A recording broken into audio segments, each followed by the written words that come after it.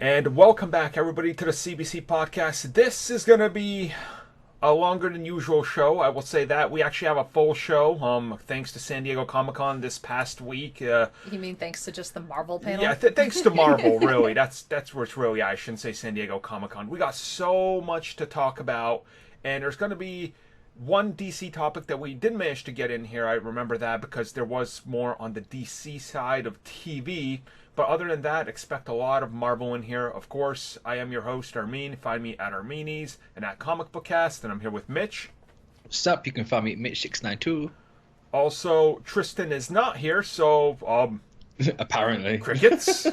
He's online somewhere because he replied to my Twitter, but I don't know where he is. He might just drop it at some point. And also, we're then joined by Shay. Hey guys, you can find me on Instagram at Mashay1602. So yeah, without delaying anything, let's just get into this giant show, and we're gonna run everything down by a release order. So let's just get into this mammoth announcements that they just dropped. Marvel Studios, of course, came out at San Diego Comic-Con. We knew they were gonna bring a lot, but they brought the entirety of Phase 4. Which is a little weird because it's only a 2-year phase, and if you're really going to get like a lot logistically breakdown of it, it's only really a year because everything is in like 2021. And here's the thing: it's the same amount of content as Phase 3. Right, it is. There's 11 stunning projects in this, and Phase 3 was 11 movies. Mm-hmm. And what that's people are still saying it's enough. Well, it's interesting because people are probably like, "Well, there's not enough movies." Well, they even have stated you have to watch the TV shows now. Like, if you don't watch WandaVision, you're not going to understand what's going on in Doctor Strange 2. So it's like everything's intertwined more than it ever has been before. To me, just kind of, because we're still going to talk about the sides of the phase before we get into the breakdown of each one, just so people understand. It's telling that each series is going to be 6 to 8 episodes. So our pure by hour content, you're going to get more content than ever before in one year. Not to mention, on top of that, you're going to add, like Winter Soldier and Falcon and all that. You have Black Widow, you have Eternals. Like, there's a lot of stuff that they announced. And that kind of tells you the size and scope of what the MCU is going to become, because 2021 is really the year they hit their stride with how many movies they're releasing and how many shows they're going to be producing. And remember, Kevin Feige years ago said, we're going to get to the point where 4 to 5 movies are something that's literally doable per year. And we're going to get to the point where TV shows are pretty much everywhere. And we're not even including the likes of, like Hulu, that's going to be dropping like 3 to 6 shows per year thanks to Marvel. Like, it's really going to, every week you're gonna have something to talk about. And with just this, over the 2 years, it's around 50 hours. If you assume every movie's 2 hours long and every show's 8 hours, it's 50. So it's that's nuts. And the fact that it's only 2 years. So all of the movies that we know are going to be coming down the road aren't on this list, like Captain Marvel 2 and Black Panther 2. It's right, we have all of them coming after, which is okay, and we know guarantee Spider-Man is dropping 2021. Oh, yeah, there's a gap between May and November in 2021. There's clearly going to be a Spider-Man movie. Yeah, that's Spider-Man, Sony's 2-year loop, because that was in the contract. It's going to be interesting to see how this is going to go for a experiment, because I've already seen a lot of people that are Hollywood analysts publishing, things out there, and they're this is literally going to change how we watch TV and films. And again, Marvel Studios at the forefront of this, because just between let's say, let's get into 2020, we're going to have Black Widow, then you have a little bit of time after Black Widow, the Falcon and Winter Soldier drops. By the time that's done, we're in Eternals. And then, leading into Shang-Chi, WandaVision and Loki back to back. Starting 2021, you're literally going to have almost no, breaks of Marvel content. It's it's of great insane. for us, because then there's always news. Oh, dude, we're going to be we're actually going to have to cherry pick what we don't want to talk about. That's awesome. For the first time in 10 years. They're that's a little too don't care about that news. Right. Let's do this. It's a little bit more important. I say it's going to have to be a case of like, okay, what's the biggest one? Right. Yeah. Oh, yeah, that's going to be kind of insane. So, with that in mind, we're all excited here about the next 2 years of Marvel, of Phase 4. You guys let us know what you're excited about, and then let's get into the breakdown and talk about each one down the... Black Widow is coming at us next May. This is the one at San Diego. We did get the first reveal look to Taskmaster. Yep. Even though it's not the one that they're using in the movie because it's a keyframe and then it's never identical anyway. Exactly. So it's 90% the same. You just change the mask up and that's what you get. Right. It's almost... Then it's like, yeah, okay, we're looking at it. With Black Widow, after hearing some stuff about it, them talk about it a little bit, seeing Taskmaster, I'm way more excited now by the film and them confirming it takes place after Civil War. Like, it's actually got me more intrigued. So it's interesting that the one post on Tumblr that said it was after Civil War was actually right. That is true. It's like everyone was kind of like, nah, it's not true. It's just like, oh, it was true. Okay. Yeah, well, wow, now you actually nailed that one. So, I mean, so with Taskmaster, the interesting fact is they're not revealing who it is. Nope. But then, like, obviously they've revealed 90% of the big names. And there is, I can't remember his name. He begins with an F, his second name. But they put him down as playing Mason. Mm-hmm. And a lot of people are thinking that he's playing the agent, but they haven't revealed his character. They just revealed the Mason part of his name. Right. It's like, could they possibly be mixing Taskmaster up slightly? Like, is the Mason part like an alias? Well, maybe like how they did it with Whiplash. Whiplash was a combination of 3 different adaptations, and that they could be sitting there and doing that. My thing with that is I don't care if they do that. Like they've earned our trust now. Mm-hmm. Like I trust you're going to make the best decision. And again, like we know David Harbour is going to be most likely playing Red Guardian by the sound of it. Yep. So well, it's not most likely. It's like Yeah, like it's more than most likely. It's kind of like he is. Like if you look at the context of what he came out in a Captain America shirt. He says he has some feelings about Captain America. And it's kind of like he's called Alexei. He's Red Guardian. Like, there's no one else he can play. I laughed about that too. I'm like, wait a minute. David Harbour is playing a character called Alexei after hanging out with Alexei in Stranger Things. Okay, this is pretty amazing. Like I really like that. And he's red again after Hellboy. Like, Well, nobody saw Hellboy, so you can't make that correlation. We did. And people saw the trailers right out my brain. We even bought the Blu-ray. Well, it's a sweet cover. I'm really excited. I can't wait to kind of know a little bit more about what's going on with Black Widow, with the fact that it's going to be dealing with the fallout of the Avengers for that period of time. So it's like, oh, we're going to sit there and she's going to be training somebody else, maybe because she wants to make sure there's always a backup plan, or maybe it's somebody that was in her past and she's like, oh, how about you train? What else did they reveal? Who's that actress playing? Rachel Weisz is playing Iron Maiden. Iron Maiden, There seems to be a slight Winter Guard build-up going on here. Like, maybe the thing going forward is building up villains and expanding that, as opposed to expanding the heroes, or who knows. But they have said that Budapest is going to be involved in the movie. So they weren't just filming in Budapest for no reason. Right. Yelena is in that part of her life. Mm-hmm. So she's obviously known Yelena for a long time. She refers to her as a sister, like a surrogate. So there's obviously been that relationship there. We are going to find out parts of her part, like Natasha's past. So, and I also there's a lot of stuff. I like the idea that since it is Civil War right after that we're going to find out where the character goes, and inevitably by the end of the movie, it's leading her into Infinity War, right? Like, it's like, oh, okay, Steve's giving me a call. It's time, It's like, oh, I like how they're going to do this. Because I still wouldn't be surprised if the end of the movie is like Yelena over her grave or something. And it's not maybe like exactly like that, but, like Elena's in that time period. Oh, yeah, totally. That could like work. a little Natasha funeral or something like that.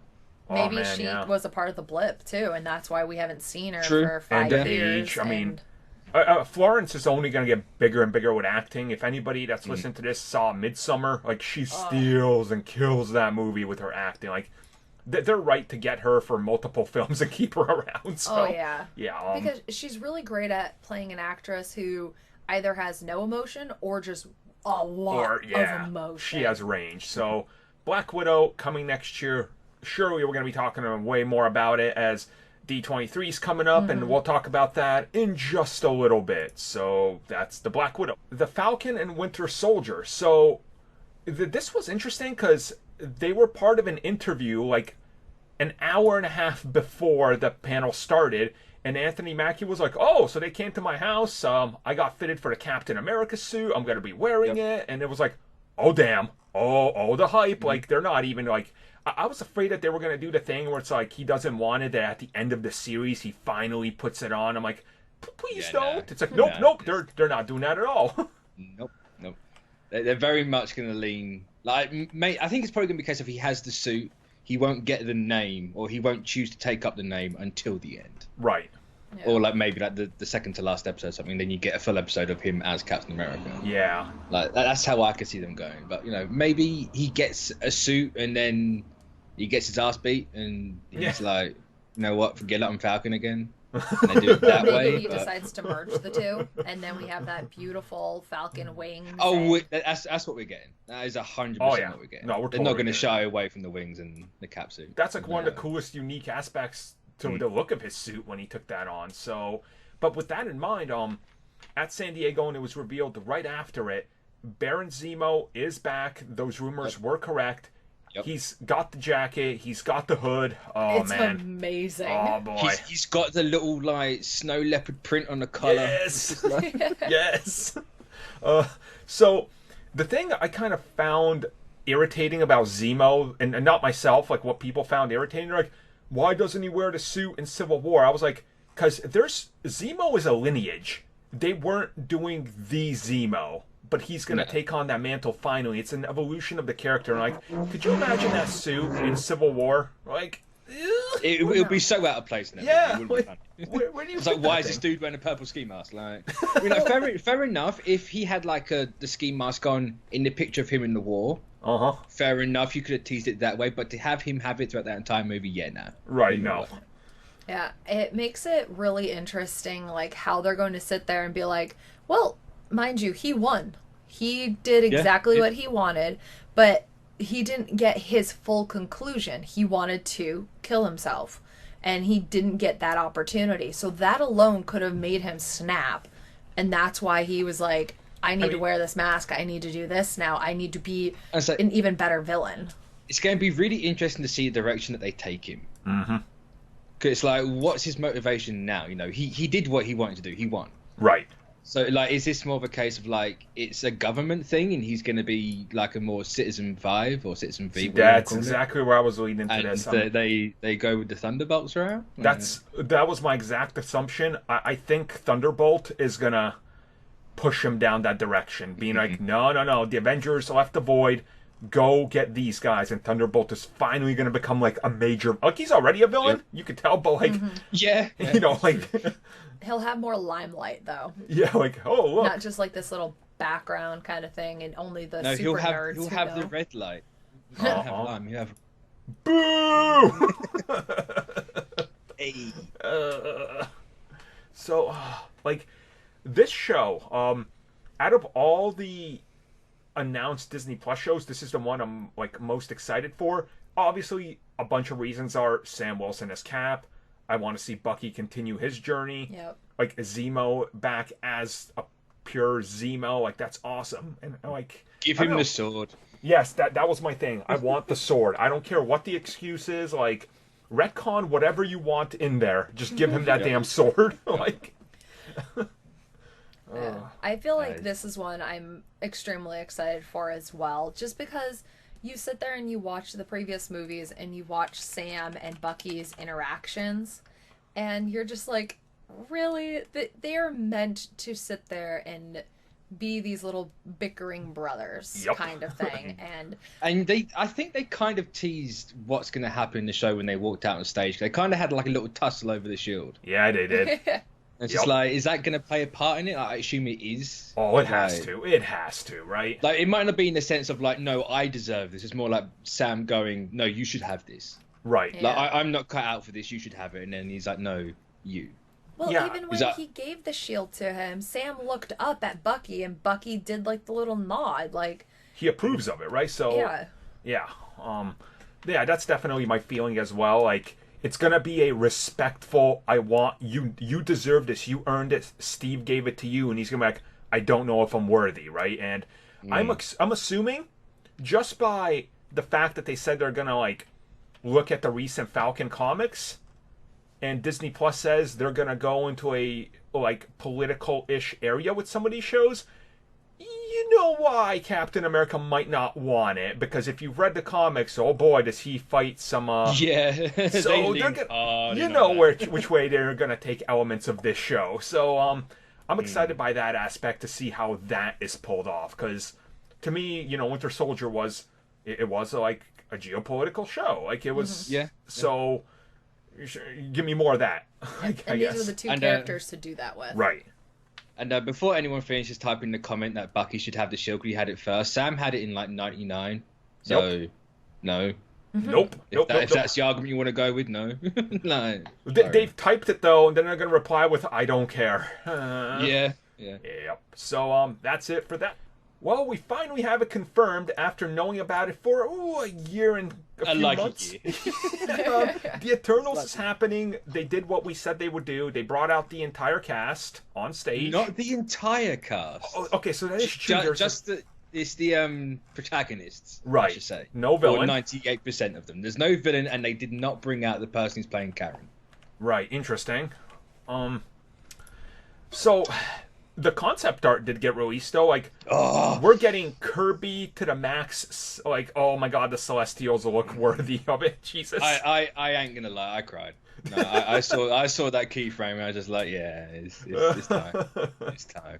I think everybody had a moment like during this panel where they cried. That was yours. Mine we'll talk about in a little bit, where I straight out started like tears running down my face. You even ran downstairs after, and like you're just like this little child shaking. But like on the Eternals front, the thing that gets me with this one is, out of everything they've ever announced for Marvel Comics coming to the MCU, this is the most what in the hell is this like even Inhumans was more popular than this when it was announced. Like, it's insane. I say no one knew the Eternals. No one.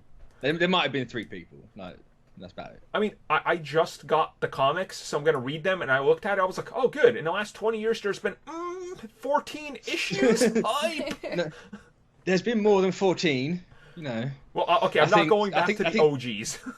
I think the Kirby run was 11, the Gaiman run was 12, and the North run was 12. I think. Okay. From what I remember, so there was more runs than that, but we don't talk about those because they're bad. Well, I got the Gaiman runs, and then unfortunately I saw it was art by John Romita Jr. and I was like, oh. It gets better once the Gaiman run ends and it's the North run and they actually have an artist on there. So not everyone looks like a Neanderthal. So I like how you say they actually have an artist on there. Like, he's not even an artist. So, with the Eternals, what surprised you the most about, like, that whole reveal? The fact that the characters aren't who I thought they were going to use. Not at all. It's like, you know, the typical ones people would know it. Icarus, Macquarie, which they're two using. You got Cersei, you got Athena, which they're using Athena. I think it's Zurus. There's a couple like Druig as well, who I thought was going to be the villain. Mm-hmm. But it's like, you know, you got like Fastus, you got Kingo, who no one knows Kingo, and I find it hilarious. It's just a really weird lineup to have them. I like that some of these Eternals I had to, like, obviously, because I've only, you know, read like 2 things with them. I had to Google up who these characters were, and even their wiki and comic pages were just empty. I was like, it's like half paragraph, like, if you're lucky. Yeah. It's not even... I'm currently looking right now at an Insider, and it's showing like a picture of each of them, and they have a lot of them that they actually gender swapped for this. Yeah. They Ajak obviously is Selma Hayek. They gender swapped him for her. Macquarie, or I can't even think how you would pronounce his name. Spirit's He's been changed. yeah.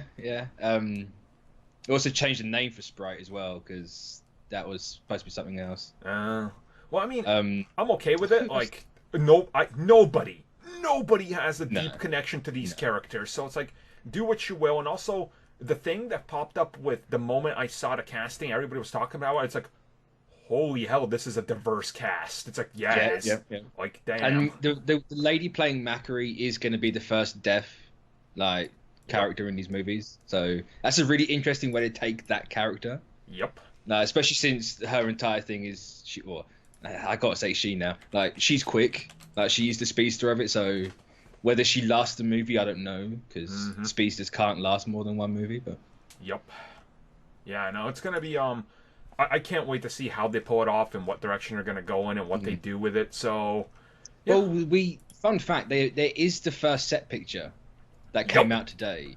And it is of the Aztec temple where Margot and her dad in the original Kirby run. It's literally like the first page. I was literally going to say, because I looked at that and the instant, because that's literally my favorite time period in Empire Strikes. So I was like, yo, that's Aztec. Like, that is, it's going to be so nice. And so that's where obviously they're going to find the Olympia or one of the Olympias, because there's a million of them. There's one in Japan where Kingo comes from and all that sort of stuff. So they're sticking fairly close to it, and you can tell just by looking at the Celestials. Oh god, they're nigh on perfect. The Celestials literally look like they walked off the page of the comics. It's shocking. They could have been slightly bulkier. Yeah. Just slightly in a bit, but there's a lot of the Kirby elements on that. If you look at the one in the front, it's clearly Arishem. Arishem is the one everyone knows. He's got the thumb with the weird Kirby formula on it. Yep. If you look at his head, it's 1-for-1. Oh yeah, and the little glow in his chest is exactly the same. It's just oh my heart. And still, people got to remember it is concept art, so concept art's never it's probably going to change. Right, it'll change a bit. That's the general design. If you look at those Marvel books that come out, you see the first concept art they're ever revealed of the Guardians, and you see the final design. You're like, whoa! I mean, just look at the Black Widow keyframe that came out. Exactly. The Taskmaster helmet is not what they're using. Exactly. So it's close, but not close enough. So, Eternals, it's starting shooting soon, so, we'll be talking about that as the details. So, here is the one. We knew it was coming. They got Shang-Chi because Shang-Chi and the Legend of the Ten Rings was officially announced. Oh, man! I'm excited for the subtitle name. Yeah. Fun fact, this is the first origin movie since Captain America, the First Avenger, to have a subtitle. Jesus. Oh, wow. Wow. Damn. No other origin movie has a subtitle. Well, it's also a different type of subtitle because it's "and the Legend of the Ten Rings." Right.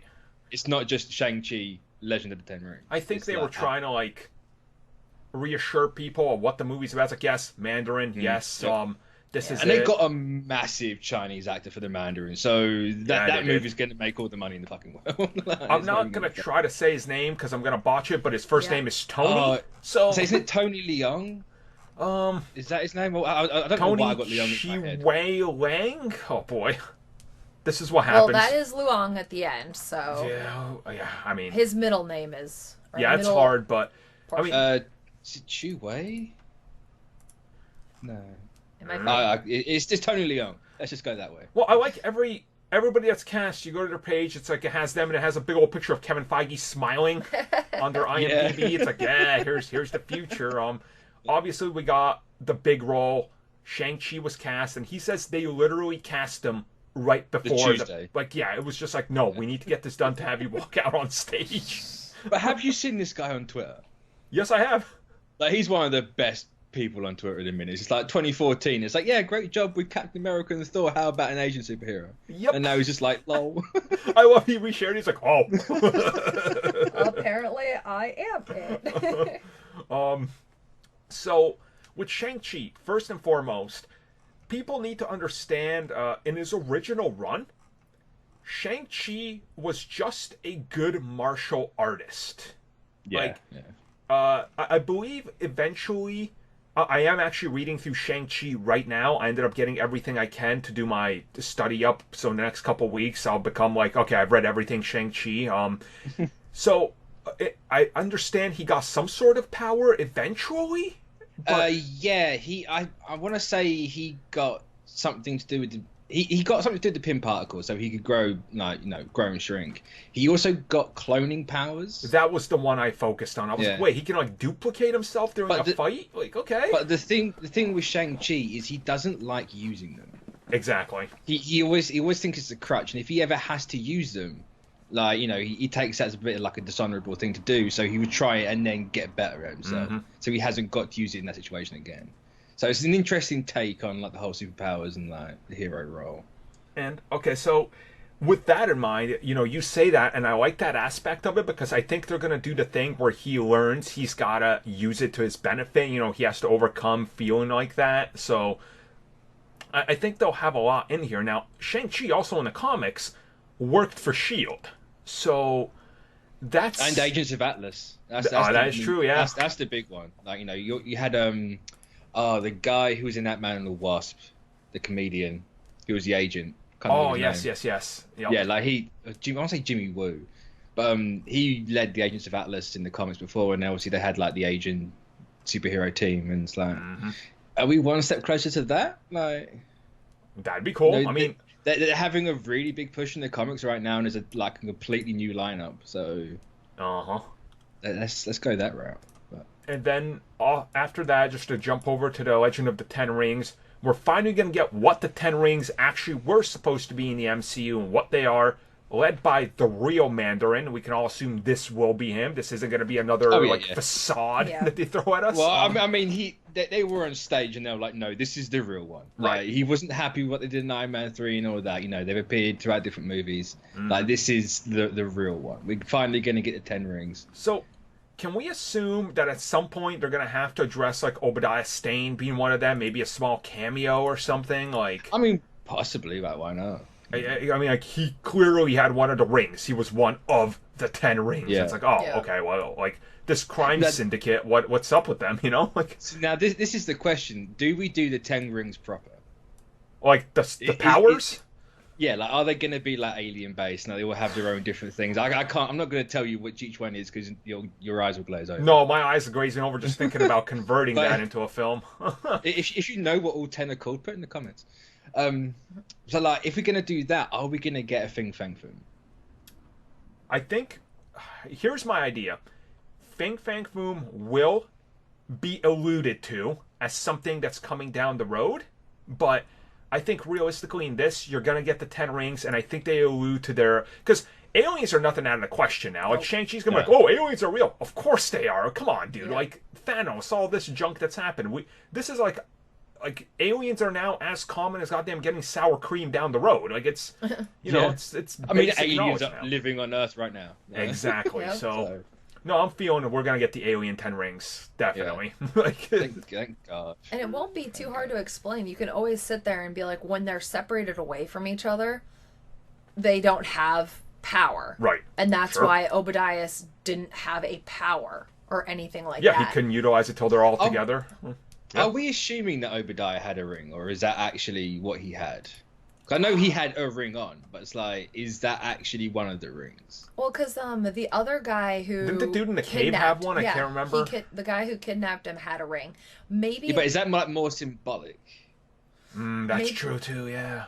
Yeah, maybe they didn't have real rings. They just had rings because, like a football team, they all have matching rings when they win the Super Bowl. So it's like, if she were the Mandarin, would you give away one of those rings? No. No, that's true. Nope. I just hope they do the whole thing of like, you found him in a cave one day, like in ancient like China, and do it that way. I hope we get some flashbacks to like ancient China, establish that lore and that character. I think we have to. If we're gonna do that properly, like, you gotta go back. Yeah. Yep. And also, this movie, like, $1 billion guarantee. I can. Oh, it'll be $1 billion in China. Yeah, it's gonna be huge. Like, so if you touch upon that ancient history and real history that China has, and like maybe even touch upon like some of the buried stuff that's been uncovered in the last 100 years, there's a lot you can do with this. Like, oh my god, there's so much. Just so over under beating Black Panther and Captain Marvel. I'll say right about. Like, right about. It's gonna fall in the same ballpark. I'm gonna say it beats the pair of them. Oof. Maybe not combined, but I reckon it's gonna beat the pair of them. I mean, China alone for this film is going to be like 800 mil. It's going to be huge. Yeah. You know, like look who else they got. They got Aquafina. Yeah. Like she's massive in China. That's true. I absolutely loved she was her great. in Crazy Rich Asians. Yeah, I was Yep. just about to say that. Well, fantastic. Hilarious Yeah. in that movie. Yeah, that's true. So, Oh yeah, and You're she was sa- in Ocean's 8. yeah, she was. Yeah. All right, 1.5 Bill. Here we go. I'm changing my vote. Can we have her just randomly like in stilettos and has a change of dressing? Well, here's the thing: we don't know exactly who she's playing, but the rumor is, due to the casting breakdowns and stuff that came out recently, that she might be working with the Mandarin, so she could be something like that, like a right hand man, like bodyguard sort of thing. Is she gonna have her wisecracks? Sure. Well, I mean, did you She's get famous Aquafina for for that. anything else? Yeah. It's a Marvel Seriously. movie. There's wisecracks everywhere. Oh so. my gosh, I'm so excited. I love her as So an actress. that's Shang-Chi. We'll come back to that rather soon since they'll be shooting relatively soon. Let's put it that way. We have WandaVision. This will be a complete departure of what anybody's expecting. Kevin Feige and everybody has said you're not ready for what this is. So No, this is going to be the weirdest one, and you can tell it's the weirdest one because I got Monica Rambeau in it. Yep. Why Monica Rambeau's in this of all things, I don't know. that was my exact thing. I'm like, and actually, like, I read that and I was like, okay, people are tweeting this wrong. This can't be right. Yeah. I was like, I was like, that's a mistake. Like, someone's got something confused somewhere. Yep. Like, there's no way. It's like, oh no, it's true. Right, so like, oh, the little girl we saw in Captain Marvel will have fully she's aged now older. She's an adult. She's in this show. Are they gonna build up her powers? Yeah. Like, is this her? Well, that's the thing. We established? only I say we only have 8 hours. Like, we have 8 hours, and we have a lot to do in this show. Yeah. Like, you don't understand just how much there is to do in this show. Oh. Like, I don't know. This was already top of my list anyway. It's kind of shot into its own list by itself with the whole Monica thing. Because I don't know what to expect now. Like, Same. before I had kind of an idea. Now it's just like, Yeah, how do?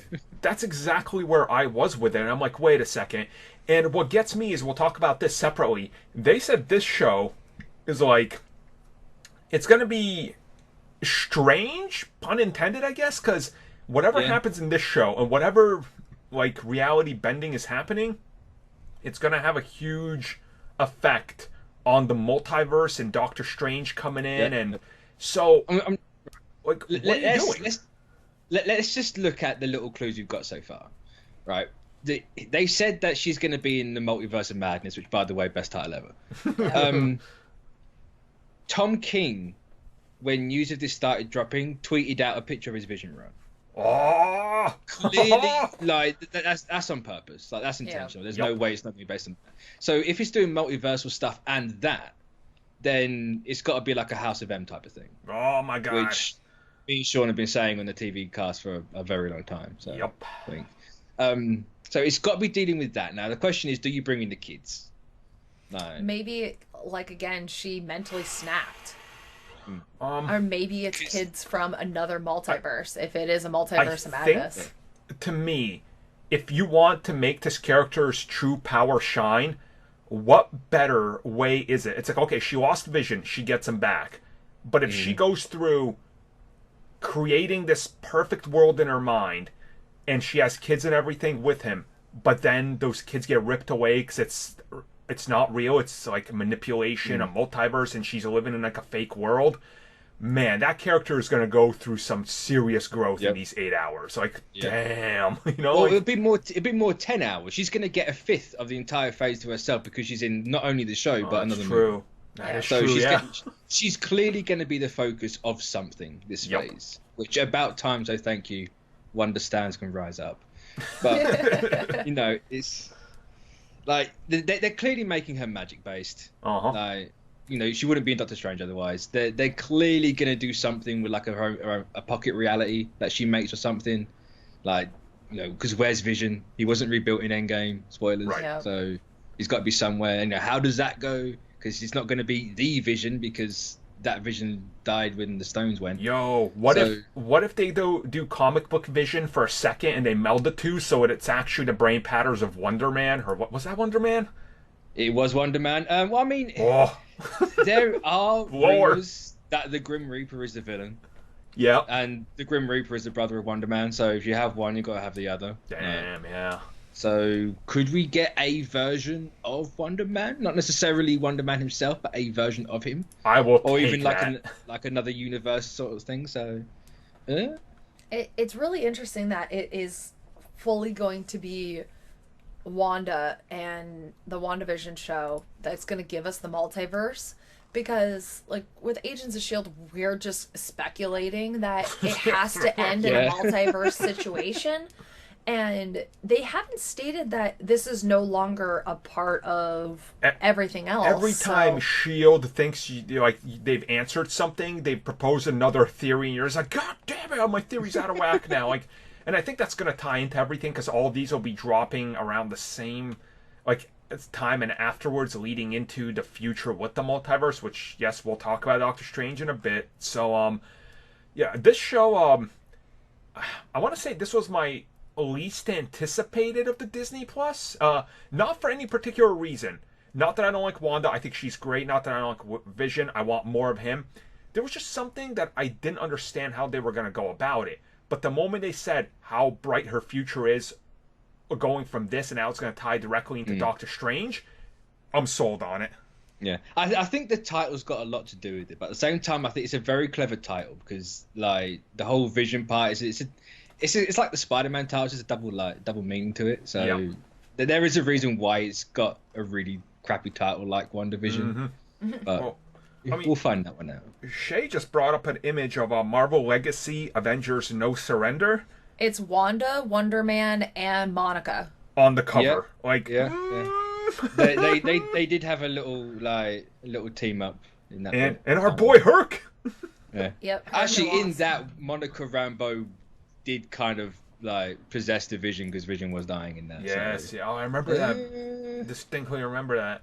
So this show, we'll talk more about it. We're assuming we're going to find out way more details soon. D23 seems to be where they're going to drop a little bit more, which we'll talk about later. So, yeah, this show. If we ever get to D23, if we ever get there. we're still on the first topic. After WandaVision, in that same spring, we're getting Loki. Oh man, Yep. like back to back. Loki's changed like 3 times at this point. Yeah. It was Yes. going to be one. It was going to be one thing. THR came out and said it's going to be more like a Quantum Leap sort of show with Loki. Oh, man. It's now the 2012 Loki from Endgame, which that's really brought me down on the hype list. Same. Like, that's the one thing I didn't want. That is so safe, and it's surprising how safe it is. It It's is. just like, you know what? It's Nah. safe, but you have to realize fangirls are going to watch the living Jeebus Yes, out they of will. this. And this I is mean, going... they were going to watch anything anyway. Like, True. Exactly. True. But like this is gonna now be that one that everybody on DeviantArt and everyone like no. anywhere else, they are in such a hype world that they're making I mean- all of I mean, their to- speculations right now. To be fair, to give credence to the DeviantArt thing, they clearly pulled the logo from DeviantArt. Yes, they did. Yep. Because Yeah, they did. if anything screams graphic design is my passion more than that logo, I want to see it. Yeah. It is like Sony level of marketing on that Yeah. logo, man. Like, But at the same time, it's like, can you take anything from that logo? Because clearly it's all different fonts. no. So what does that mean? Does that mean he's going to be going round stuff? Or like different time periods? I think so. If you're But, gonna like, can he travel time periods with just a space stone? Like, Yeah, question mark? I really like the eye though. The eye, like to me, is a resemblance of Enchantress. Yeah. Like, Yeah, it's very emeraldy. Yeah. That would be really cool. But I definitely, one of our friends even sat there and they're like, all right, what high school student did they get to make this? Yeah. Like, who's just finally getting ready to be done graphic design school? Like it's It's a interesting. weird logo. The thing about Loki to me is I was excited at first. And the moment we saw Endgame, we're like, please don't take the show this way. Yeah. This is so... It's like, if you're going to take the low-hanging fruit, just leave that one. Take Right. something else. And I get how they're going to do it. WandaVision is going to explore the multiverse first and this weird bending thing. Loki Yeah. can piggyback off of that, leading into Doctor Strange. So they're clearly setting up an entire year where all we're going to see is multiverse stuff. I mean, Like, look Yeah. what then comes after that. You got What If. I know we're Exactly, jumping so- ahead a little bit. So, like, they're clearly, this is like, hey, there's different stuff here. Right. So, I mean, Loki, we saw that one concept art of him, like, in the 80s with Jaws on the movie theater or whatever. Yeah. But even then, is that relevant now? If it's a 2012 Loki, is that concept art relevant? So, remember how, I want to say it was 9 months ago or so, we were talking about how there was crews in the capital of Bosnia and Sarajevo that were Marvel looking for, like... Yeah. That was supposed to be Loki. I have 100% confirmed that. After they did that, they took some pictures, references, and all that. And then nothing's happened since. Now, obviously, the show's not shooting yet, so maybe they'll come back. But if you're going... Which is interesting, because Loki was supposed to shoot first. Exactly. They were planning that one to be filming this year. Right. And just so people are aware, if you know history, Sarajevo, you go there to shoot two things. Either the 80s Olympics... or you're shooting the start of World War I with the assassination of the Franz Ferdinand, I think it was. Anyway, that's where World War I started due to an assassination. So, if Loki's going to be still following that route, that means he's at some point in the 80s with the Jaws poster. He's in World War I, at the base of World War I where it starts. So he'll be in every major event. Exactly. So, I want to stay optimistic about this one, but Loki's not my favorite MCU character, and it's like everything else around him sounds way more interesting than this show. Yeah. I mean, hopefully, like, if they keep the whole, like, Carniloquin and the Norns and all that, like, you know, then, yeah, I'll be more hyped for this show. But as right now, where it's like, oh, it's that Loki, like, you know, being in a different reality, it's just like, oh, like, it doesn't matter. We're not even getting the Loki who's grown. Like, it's still the cocky one. It's not the one who's grown. He hasn't manipulated his father. Like, he hasn't grown as a character. We're getting, like, the worst peak. The worst part of this is the live action What If. Yeah. It's like, well, you know, what if Loki escaped the Tesseract? This should have been the 20-minute episode, but they're going to make it 8 hours. That's just, oh my god, I didn't even think of that. Thanks for ruining this. It's literally Avengers Loki. Yeah, like, obviously Avengers they Loki. have a plan. They obviously have a plan for this, and it's going to it has to tie into something. Right. But on the surface, just knowing what we know, it's just like, what's the point? Watch this thing come out and pull a Jessica Jones season 1 and be an absolute masterpiece. I wouldn't be surprised. Same. It might be like but what really does, because if it was the new Loki, the Loki that we have now, the one who sacrificed, or the Loki we had, right? Yeah. It's just, you sit there and maybe he's like, well, you know what? I'm gonna actually do good in the world. So he goes back and tries to maybe stop some of these plans. But no, we have the Loki who's gonna go back and make all of these events based around him. He made them, and he's finally gonna get people to kneel to him. Yeah. The thing is, it originally was gonna kind of be like that anyway, but it was him looking back at his life in hell. And I would have liked that. Narrate everything. So it's like, it was more like, it's our Loki, you know, you're going to see Kid Loki, like teenage Loki, adult Loki, our Loki. Well, then it was going to be, here's Loki jumping around everything. I don't know how they're going to do that, but now it's like, I imagine it might be a combination of the two, and he somehow manages to travel through time and realities, but I don't know. I don't know. I have to wait and see on this one. Like, this is really the one that I'm just like, well, when it drops a trailer, I guess we'll watch it, because we're gonna, you know, anyway, and hopefully that converts us, you know, like that's and also, like, there's nothing to say it's not going to change for a fourth time. Yep, exactly. You know, everything changes in this industry literally in minutes, so exactly. It can be anything. Next, we're going to get Doctor Strange in the Multiverse of Madness. Yes, this is quite clearly them pulling on a little bit of H.P. Lovecraft in the Mountains of Madness. That's the first thing I thought of. Dude, I was like, I keep calling it that. I'm like, I'm so stuck on it. And of course, because Del Toro was going to do at the Mountains of Madness. So now, all you got to do is just call it Mum. Doctor Strange Mum. There you go. No, that sounds bad, because it's then Doctor Strange in the mum. Exactly. He's like the ultimate mum joke. Like, I'm in your mum. Oh my god. So, with this show, though, we can safely assume that the WandaVision show at the end, somehow Doctor Strange is tying directly into it to lead into this. Loki's going through time and space, possibly a Creating connection. multiverses. We don't know what his tie is. This film, though, Nightmare is going to be the villain. They said it's going to... Right. It's going to be a horror movie. So that's confirmed. Which is the first horror movie in the new MCU. Oh, boy. I mean, it's the first horror movie in the MCU, period. Whoa. Thor the Dark World. I mean, that was too boring to be scary. Like, it's scary how boring the movie is, but the movie itself is not scary. Okay, I'll accept that one. It's still scary, though. But but it's nice that they're letting Derrickson flex. yes. And he's just like, I'm a horror director, let me flex. And it's just like, you're going to be scared. What people forget is, and I hope Marvel will reveal this at some point, Derrickson used his own money to fund a fan film of a Doctor Strange movie pitch where Nightmare was the villain, and gave it to Marvel Studios. And only after seeing that did Kevin Feige, though, look at that and bring it to Marvel and go, though this isn't on our slate right now, look at it. And they were all like, get this guy now and let him do Doctor Strange. So the dude is clearly coming from a horror background, and I'm glad they're gonna let him do it. And people arguing you can't do PG-13 horror. Yes, you can. Yeah, you really can. You can. Yeah, you really can. There's nothing in horror that says it has to be an R-rated. Right.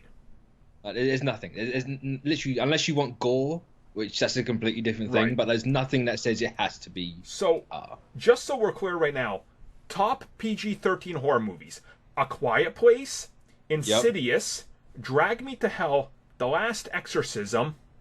That's just wasn't that a Derrickson movie? The Last Exorcism. Yep. I want to say it was. I know he did Sinister, but I can't remember if he did that. I think of the Emily Rose one. You might, maybe, yeah.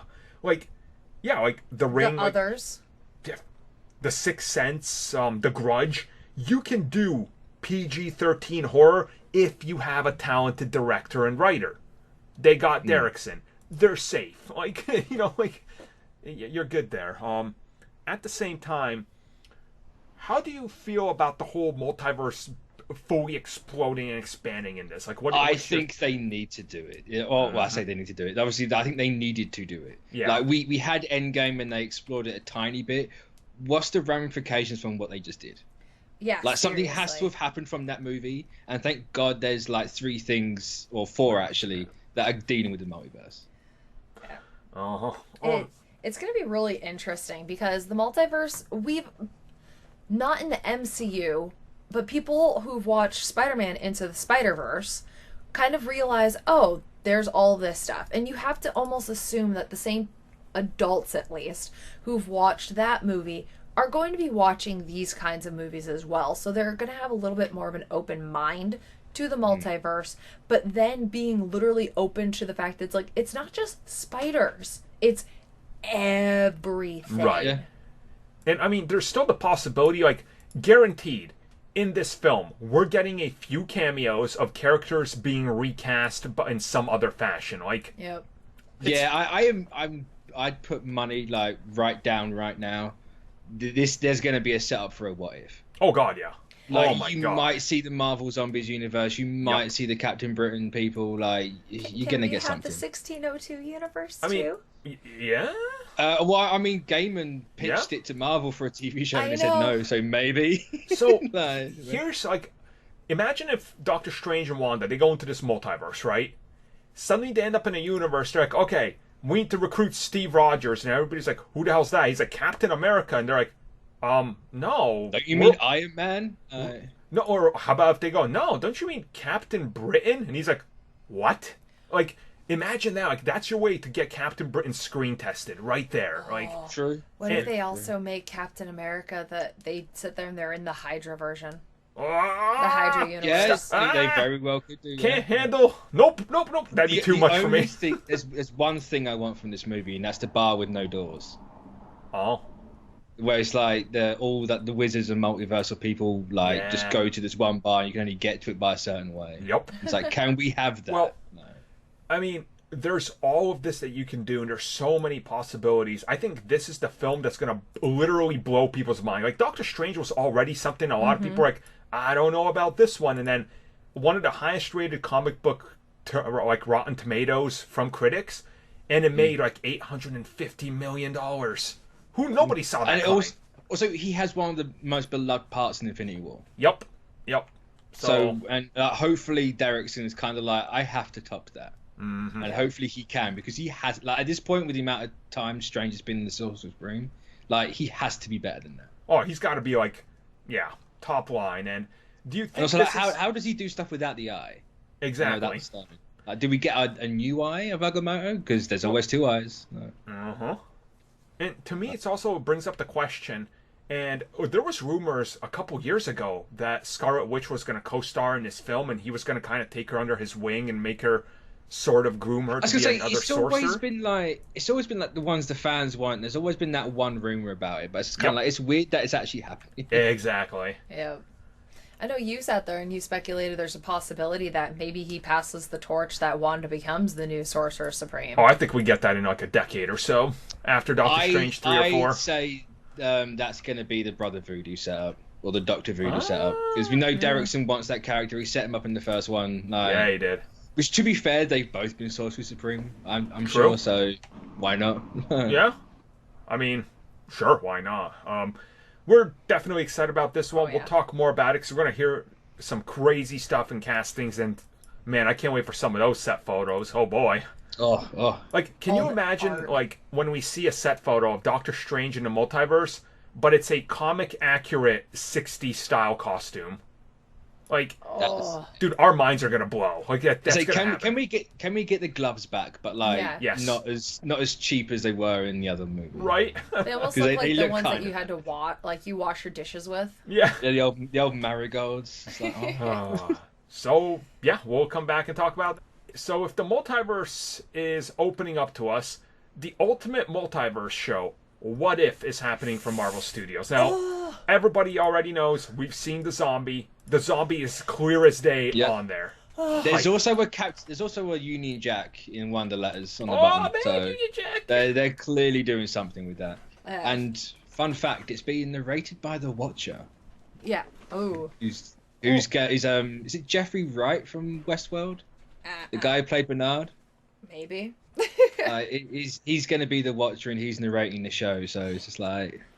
I'm really excited, because when Armin sat there and he showed me the zombies, like, nobody may know this because I haven't caught up to, like, I think the last, like, issue or so of Marvel Zombies, but I have been binge-watched or read all of the Marvel Zombies, even the really weird ones that have, like, Dum Dum Dugan and Howard the Duck. Like, I've read them all. And when he showed me the fact that the zombies were on there, I'm like, yes, I really just want Marvel Zombies. Just, I don't care how you have to do it. I just want zombies to be in a better light than how, no offense to anybody who watches Walking Dead, how Walking Dead has made zombies now become. I loved the comics, and I'm like, I want to see how they do that. And I'm kind of hoping that it is... maybe because of the Multiverse of Madness opens up the hole, and that's the light, instead of it being Fantastic Four's problem or Mr. Fantastic's issue. I mean, it still could be. It really could. I mean, sure, that would be the first time we have the Fantastic Four in the MCU, which would be a bit weird. But there's nothing stopping them from bringing them in that way. No. Yeah, using that. I mean, to me, like, you're doing the What If, right? I think the ultimate goal here is, you're going to do some risky what-ifs and introduce some characters that haven't been introduced yet. And upon doing that, you're going to test the audience. So, I don't know, what if Moon Knight? Oh, who's this Moon Knight? People love him. Okay, putting Moon Knight in there. Like, and if you look at the logo, there's clearly Doctor Strange right there as well. There's Iron Man. Yeah. So, what? There's a girl that almost looks like Rogue. That's not Iron Man. That's actually Captain America in the Mark 1. Huh. Because they said when they announced this, I think the first episode is going to be, what if Steve Rogers got the Iron Man suit from Howard Stark, and what if and then what Peggy if Peggy Carr became Damn. So we know that's the first episode, so that's something at least. And like the entire cast of the MCU is coming back, like everybody's coming back to voice their Robert characters. Downey Jr. was not on that list. But I don't think they're gonna have like. But there's Iron Man, like there's not just the Mark 1. There's other Iron Man and like Tony Stark faces. In the fun. Let's it's be real. Are He'll they be actually back. gonna do? I mean, he probably will be. So like, he wants more money. Like, Right? Yeah. Now if we can pay him or not. Like we can't pay him 50 mil for a voice act. Yeah. Come on. And even then, like obviously, like these aren't guarantees in the thing. I think it's like, we might not get a Marvel Zombies episode. I'd be surprised if we don't. But it's like. Yeah. Okay, so we kind of have to because at one point they were developing an animated, like, you know how they did the Ultimate Avengers and all that. That was deep in development where they decided to cancel. So wasn't that on Hulu? It was, I think, going to go to Hulu at one point. Yeah. So I remember that, yeah. This is clearly why Kevin Feige was like, no, you let me do this. Don't you dare touch that. But it's like going back to the whole like maybe they introduced people in it. Feige did say this is something they couldn't do before because they didn't have like the catalog. Like now you have like 22 or 23 movies. Like you can do what ifs. Yeah, you can do anything. It's just kind of like, is that okay? Like, are they actually gonna bring something new, or is it what's gonna be like, hey, what if Loki got away in 2012? What if Thanos won twice? What if this? What if that? Right. Yeah. I think clearly the Loki show is a what if scenario. It's kind of our first, it's that. The other what ifs, like I want them to do something like, I don't know, risky, like in the what if, because it's a cartoon. The laws to these characters are different in the cartoons. The marketing. You know what? What if Daredevil was part of the Avengers? Get Charlie Cox on there. Yeah, it's completely different. It's not part of the live action. Marvel can cheese it because they've done it with Spider-Man, and it can be done. Like you can pull this off. Here's the riskiest one. What if Inhumans was good? Oh, don't do the heart. What if they became a thing? What if we saw the actual Infinity War we're supposed to get? What if Kevin Feige travels to another multiverse, punches Scott Buck, and says no? Oh man. I think they will involve the Inhumans in this. Like I think you're going to see them. You will. Like, I can see that being a way that they can kind of reintroduce them back to the MCU side of things, being properly. Like, hey, look, let's look at these people. What if they made it to the world and we didn't have the outbreak that happened in S.H.I.E.L.D. Yeah. And they're not just everywhere. What if it's this community now? What if the Defenders were actually canon? Bum, bum, bum. They are. Stop it. Sure.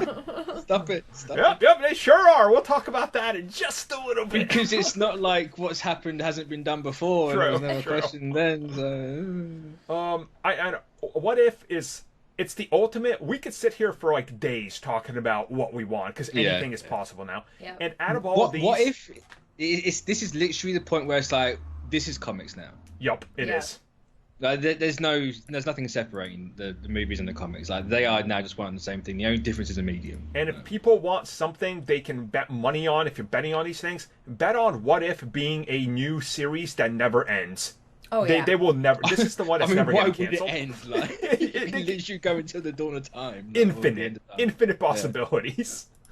So we'll get back to talk about What If the moment we hear more about the details. So this is probably the one that most people didn't know about, even though it was heavily rumored. But Hawkeye is finally getting his due, his own series on Disney Plus. I'm so excited. And it's officially Kate Bishop as well. Yeah. So she there's clearly a Young Avengers setup going on. Oh my God, it's so evident.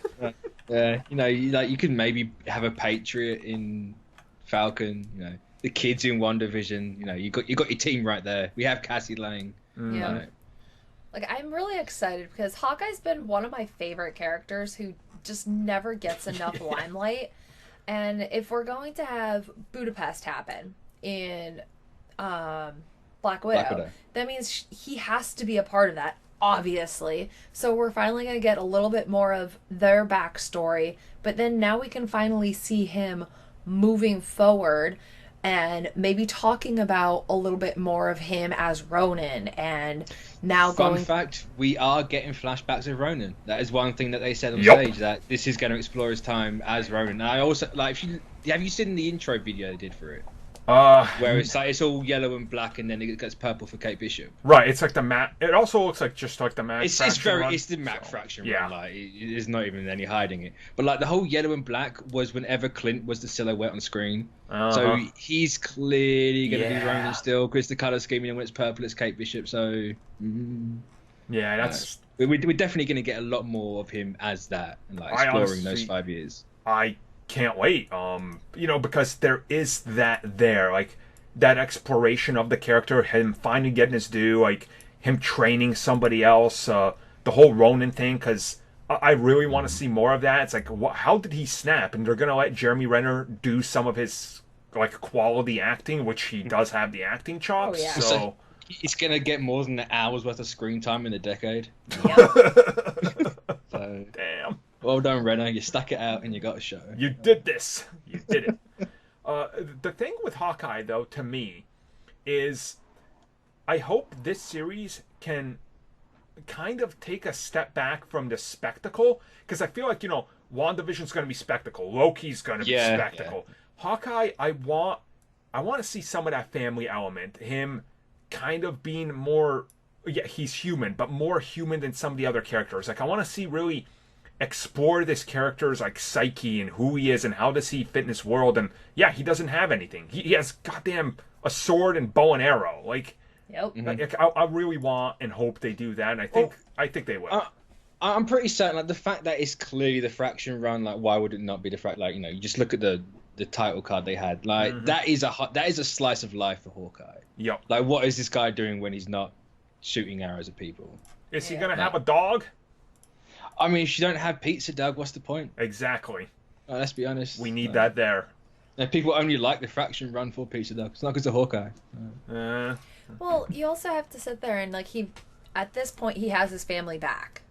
So, does he unfortunately abandon his family because of all the wrong and blood now he has on his ledger? Kind of to go back to quoting what... Does he go back to working with the system, like with like S.H.I.E.L.D. or whatever? Well, it won't be S.H.I.E.L.D., it'll be S.W.O.R.D. Like, yeah, I'm interested to see how the character's future unfolds if it is about the future and the past, like... Yeah. Because he's I imagine they'll explain it. Yeah. There's a lot to play about with, so they kind of got it. But... Yeah, I want to see, like, where else he's going to go, because... if he's getting his own show, he's here to stay longer. Oh, yeah. Or if anything, it is him passing the torch, and maybe we don't have Jeremy Renner anymore, which would be really sad. I think it's safe to say he might still stick around a bit like how Thor's going to. Oh, definitely. But I think this is definitely more like my time as Hawkeye's done. Right. And I think that's why you bring in Kate Bishop, because let Clint have he's missed 5 years with his family. Let the dude retire and have those 5 years. And you can bring him back as Ronin whenever you need him. Somebody needs help from him. Maybe somebody needs to, I don't know, hunt down some vampires. Hey, Ronin's a good choice. Here you go. Like it's there's a possibility there. I definitely don't think he's done. His days as Hawkeye are probably numbered, but I say it'll probably be no different to what we've had with him anyway. Exactly. He'll be there for 10 minutes and that's it. Right. Which, okay, fine. It's I'm excited by this show. I want to see what it is. This one is coming a little ways away in fall of 2021. So well, it's not that far away. It's only 2 years. That's true. The slate is too much. It's too much to take on. Too much to understand. But we'll talk more about that as the details. Thor: Love and Thunder. Oh boy, is this one. This one's making the rounds a lot. This is the biggest one. Now, I feel like I'm not gonna address the people that are just outright hating on this for whatever they want to talk about. I'm here to talk about the positivity in this show. And at first, when and I'll go on record to talk about this. A couple weeks ago, we heard, Taika's back, Hemsworth is back. I was like, do we really need a fourth Thor? Like, this is the last thing I wanted. I did not want this. We've said so many times on this show, if you're going to do it, make Valkyrie the new Thor. Exactly. Yeah. Like, because, I've said it myself, like, there's no way in hell, on, 1 L or 2 L's or whatever you want to do it. Like, there's no way in any reality that they're ever going to bring Portman back. She's never going to do it. And it's just kind of like, And then here I was also the last podcast saying, this is what I'd want. If we're getting a Thor 4, I want... potentially, do they do Jane Foster? And Here we are. Here comes Taika, gives her the hammer, and when people say she's not it, he's like, actually, she's Mighty Thor. So yeah, she's not female Thor. It's like, excuse me, it's Mighty Thor. Like, no lie, this jumped up to probably my third most anticipated thing in Phase 4. Like, the moment they... I was like, okay, there's Taika, whatever. All right, there's Hemsworth. All right, this is still bottom of my list. I don't care. So it's going to be good. It's just kind of like... But then they bring her out. I'm like, oh boy, what's happening? Then they're like, oh, here's your new Thor. And then I marked out. That was the moment. Yeah. It's like, no, this is it. Like, now, the question is, how much money did they dump on her? Okay, so I got the in-source. They told her they will never mention the prequels and her again anywhere else if she took this role, and she accepted it. So they're wiping the prequels off of her. Exactly, because Disney doesn't even want to acknowledge the prequels. So if you watch the prequels now, it's just going to have like a digital altered face on her. Yep. No. They replaced her with a puppet. It's just someone floating over her face, just like really bad Photoshop. Oh my gosh. God damn. Like, but no, seriously, they must have paid her good money and told her it's going to be okay, because she had real bad... Like, she wouldn't even come back for Endgame, and that was just a year ago. No, you got reused footage and Portman. Like, damn, that's impressive. Okay, also, it kind of explains why she's at the premiere. Like, obviously, because she was in game technically, but like, hey, we're on the Marvel train again now. Like, I'm really happy though that Marvel took it within themselves. Hopefully, we don't 100% know, but obviously they had to have done something to take it within themselves and clear the bridge that happened with Natalie Portman and be like, look, this is where we want to go with you. Please give us a second chance. So here's the thing, they have said that it wasn't Feige, it was Taika. Taika came to Feige with the idea for Thor 4, and then Feige, obviously he's the producer, so he set up the meeting with him, with her and Portman, and she signed on instantly. So you can thank Taika for that, but it was all because of that. And so people understand what happened originally. The director of Wonder Woman, Patty Jenkins, was supposed to do Thor: The Dark World. She had a bad falling out with Marvel when she was hired for that movie. Not due to anybody else, due to Ike Perlmutter. And that's when Kevin Feige put his foot down and went to Disney and said, Bob Iger, Disney, either it's him or me. Who's going to run this studio? And you know that that bad. Portman didn't even film the last scene in The Dark World. Exactly. That's Hemsworth's girlfriend. Yep. It was bad. Like, it's... but now that's all been washed under the bridge. And it's greener pastures for this franchise. And the fact we're going to get her as Mighty Thor, because I really like that run. I like that comic. I love that character. It's one of the best Thor runs. It is. And like, to be fair, Jason Aaron's entire Thor run is like the definitive one, but that like third of it is what is like top 5 Thor. And what really gets me is I cannot wait for when we get Avengers 5, and it's Captain Marvel, Mighty Thor, Monica Rambeau. It's like Scarlet Witch, Captain Falcon. Oh my god, dude, that lineup is going to be the greatest thing ever. Like, oh man, it's a very different team of Avengers. Definitely. And speaking of Perlmutter, you can tell this is the first time that they have a slate where he's not involved. Yes. So obviously, like Infinity War, like Phase 3, that they had to plan that when he was still there. He didn't really get out until 2015. Yep. So it's like this is the ramification of that, and it feels like a decade ago since Perlmutter went, but like it's only been like 4 years. So. Yeah, I know. It's how much times have changed and what. And like just look at the lineup. Yeah. Like you got Shang-Chi, you got Eternals, where we got the deaf people, we got Latinas, we got virtually everyone on the planet. Like, I don't nuts. Like. I'm not saying this as a bad thing. You could literally call this the diversity phase. Everything is like not just from range of actors, but from like how they're coming at this phase. Nothing makes sense. Like it's also, so I think all over the place. Like I think it's 4 of them don't even have a comic right now. Dude, like Eternals don't nothing. have one. Shang-Chi doesn't. Like, Doctor Strange has his cancelled recently. Wanda's nowhere in the comics. Sam's nowhere currently at the minute. Like, and it's nuts. This should be the ultimate representation of comic sales don't mean a thing. Nope. A thing. And yes, Hulk is still beating Batman in sales. So why aren't any of you websites reporting that out there, huh? I just So wanna- what happened to that? Oh, it's the variants. Like, which to be fair, hands up, I said it as well. But like, you don't do that like 3 months in a row. No, you don't. No, So that's- there you go. But yeah, we're excited by Thor: Love and Thunder. Can't wait. This jumped up Super straight to my excited. number 2 spot on the list. Like, this is it. This is it. It's funny that like, and I know people like they oh, she's not Thor. It's like she's probably the most old school Thor you will ever find. Yup. Like, she's a direct play in a Donald Blake I situation. really hope Oh, yeah. that they do the whole cancer bit and everything as well, because See, that's my question. Is that the route they go? Because that's a very good way to bring her back in, especially if Thor's kind of like, you know what, I'm going to do what I want to do now. So like, maybe he like, because And- obviously He this is going to realizes. take place before Guardians, so he's got to leave the Guardians somehow. Like, I don't know if we're going to see that, and then he goes like, hey, I'm going to go find Jane. Right. And like, why haven't we seen Jane recently? Oh, because she's had cancer. And not to mention also, like they'll be shooting Thor, right? But Guardians will be shooting right alongside us, so they could do a thing where Guardians make a cameo and drop him off. But to me, if they do the cancer thing, No, this will be out before he even starts filming Guardians. oh yeah, because they delayed that way further back because he has to finish up what's it called? Suicide Squad. Right, he has to do that. And he's also said that this is before Volume 3. Yep, I don't know that he how. Don't know how that's going to happen because he went off with the Guardian. Yeah, he did. Yeah. It'll Unless be he's got like a interesting. little. He's got a space phone that he calls Rocket on. Rocket, thanks for dropping me off on this tropical planet, but I'm gonna stay here for a bit. Okay. To Now, me, the big question I have, just to interrupt you there. Mhm. How does she become Thor? Yep. Okay.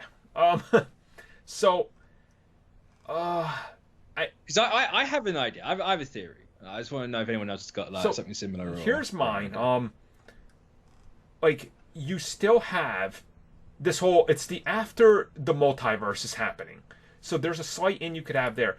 To me, I think they give her the cancer because Disney will make partnerships with cancer companies for donations and stuff, and that's a good point. it That's is a very good point. huge thing. They will push the research on that. So like, what you're saying is Disney's going to cure cancer from this movie. quote gonna me, get put enough- that they're on gonna your get box. enough money. Put that on your Charity that we're box. finally Armin gonna from cure it. Comic Book Cast says film cures cancer.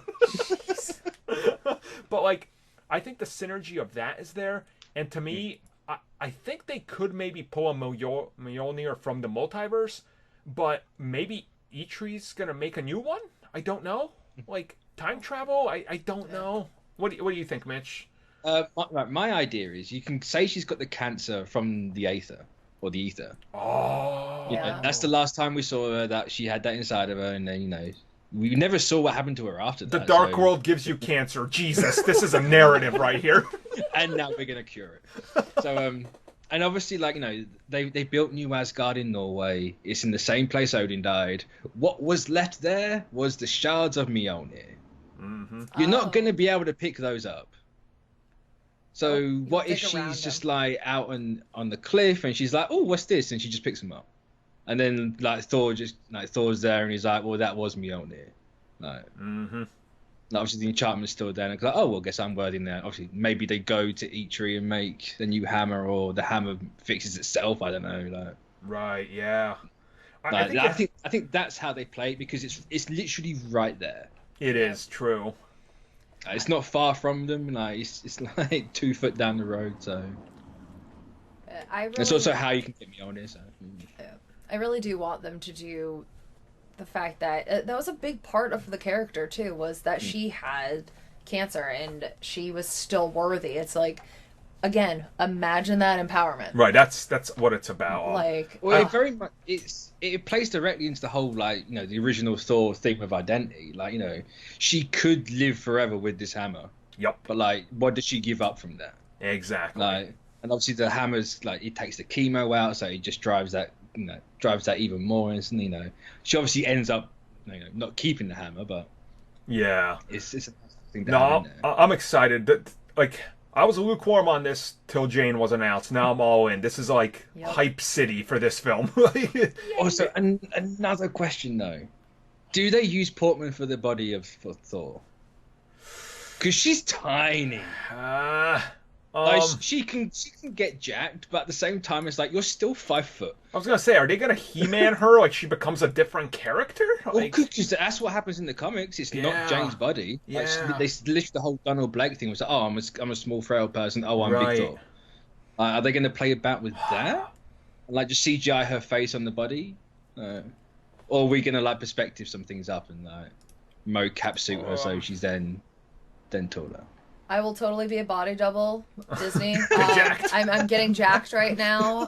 Prepping for your comp, so okay, if y'all need me. No, I mean, think they could do a body double, yeah. I say, Shay, pull a Shang-Chi because we know it works, or a Simu Liu. Just go on Twitter, at them. You never know. Like, gotta shoot your shot. Like, I had that for. I think I actually even had that done. I had somebody do an edit of me in a Thor suit. So let's do this. Let's do this. There you go. No, like, I'm interested to find out. I want more details on this. It's gonna take a little bit till we get it, but it's coming at us, and I mean, we'll find out next year.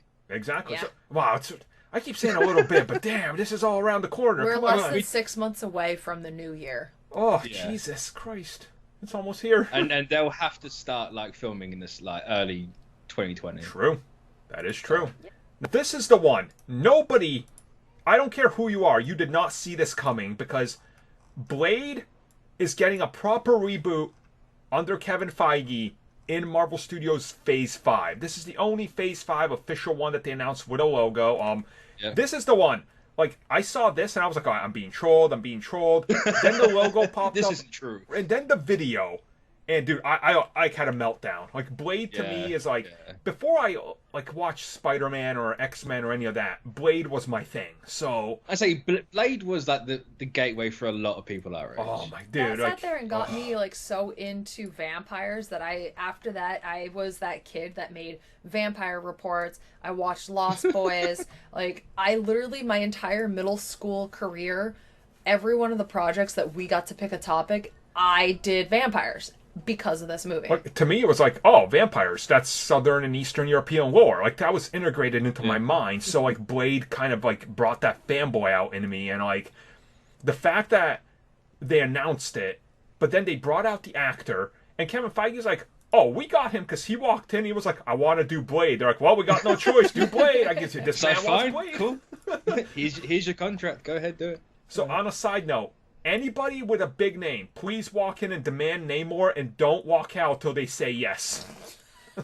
Who's the guy? Oh, who's the Asian guy that was in Lost that people want as Namor? Oh, yes. Oh, I can't think of his name. It's gonna bug me. That's really gonna it. annoy me who he is. Yeah, can he just like walk in there and be like, yeah, Namor, cool. And then, dude, so like, Blade. How do you feel about okay? First off, how do you feel about the casting? Because this is I mean, the casting's nuts. I don't think anyone would have seen that. Right. Especially that he was Cottonmouth in Luke Cage, and he was the best part of Luke Cage. Oh yeah, definitely. But everyone be like, oh, they're not canon. It's just like the dude's dead. Yeah, exactly. Well, what Daniel difference Day-Kim. does it? Yep. What difference does it make that he's the same actor? Like they're not going to bring Cottonmouth back, Right. They're never gonna meet each other, so who cares? Yeah. Like, And even if Blade does meet Luke Cage, has anyone never seen someone that looks similar to someone they know before? he's gonna have fangs. And he's gonna have like cool a sweet sunglasses. haircut and glasses. He's also going to have sunglasses on. Yeah, he's never going to see his face properly. So what does it matter? Like, No, like this is obviously, if it was part of the last phase, this would be my number one. So it can't be. That goes to Shang-Chi. But this is like my most hype for announcement that they made. Like I never thought we would be at this weird point. That is Phase 5. It is. He just came out and was like, "Oh, they essentially told you what Phase 5 is." They with did. the Blade bit as well. It's just kind of like, what's going on? We just got 2 phases in like one night. It's really weird, but I mean, it's cool. so here's my thing with like Blade and vampires. I've already seen people talking about the nonsense stupidity that these can be created from the snap or anything. If you do that, I don't even want this Blade. Yeah, that's Vampires are can't history and stand- lore. Like, do not touch that. Like, it's I honestly, my biggest hate with like fan theories online is like, oh, bring it from the multiverse, do it because of the snap. It's like, no, like this is why you will never be a writer, and thank God you're not writing movies right now. That is the laziest way you could do it. And like, Blade and his connection to Dracula and all these vampires in the lore, you could technically like seed the like little pieces of vampires in Eternals if you wanted to. Like, Because I mean, Eternals explains literally everything. Everything. So Eternals explains why Bruce Banner didn't just turn into a giant tumor when he got hit with radiation. Right. So like, it's all there. I think that one of the most interesting parts of Blade to me is going to be you're bringing in core vampires now in this huge lineage and cults into the MCU, and it's not the TV side, so the movies don't have to ignore it. The films are going to openly have to acknowledge this. And when Blade shows up to stand alongside the goddamn Avengers, they're going to be like, there's vampires in this? What? Oh, see, that's interesting. Is Blade going to be on the Avengers? Well, where's he going? He ain't going to be teaming up with Ghost? Well, he might team up with Ghost Rider. I mean, but... that's the thing. Obviously, they're all under one thing now. And like, I found it interesting that Feige won the war for Blade. Same. Movie. So it's kind of like they're setting up a supernatural thing. You know, Doctor Strange is a horror movie. We got this. We're getting Ghost Rider. We're getting. Give us werewolf. Oh, he might be on a list somewhere. There is a long list that I might show you later on of names. And it's kind of like there's a clear, obvious direction. So like, are they gonna? Like, you can't leave. If you do like a Moon Knight TV show, you can't not have those two crossover. At this point, now that Blade is happening as this, I'm 100% expecting Moon Knight is going to spin off of Blade. Like, it's same. Like the Midnight Suns, whatever you're going to call them. Like, I mean, there was that old TV series on Spike that Marvel made for Blade. Yeah. And right at the end, because they didn't know if they were going to get renewed, he's like, oh, I should call up my friend Mark Spector. He's dealt with these guys before, and then it never gets resolved. I'm like, dude, these two characters go hand in hand. Like, it's they really do. I mean, but Moon Knight has a lot to do with Dracula anyway. Dracula owes him a lot of money. If you ever read that comic, but no, there's a lot of history between those two. Obviously, they operate in very similar circles. Yeah, it's just like if the TV's doing a lot of supernatural stuff, we cannot keep that away from Blade. No, we totally have not. to cross those over. And I'm certain we get the Blade movie to kind of like hint that they are gonna. We're gonna start seeing more TV movie and movie TV. Could you imagine something like this? Like you're gonna have Ghost Rider and Hellstrom and whatever the hell is happening, like Glyph on Hulu. You have maybe Blade and Moon Knight on the film side, and then Disney Plus series Midnight Suns or Spirits of Vengeance or something. Spirits of Vengeance is happening. They did announce that. Yeah. So like that is definitely a thing. So it's kind of like if they are making a Glyph show.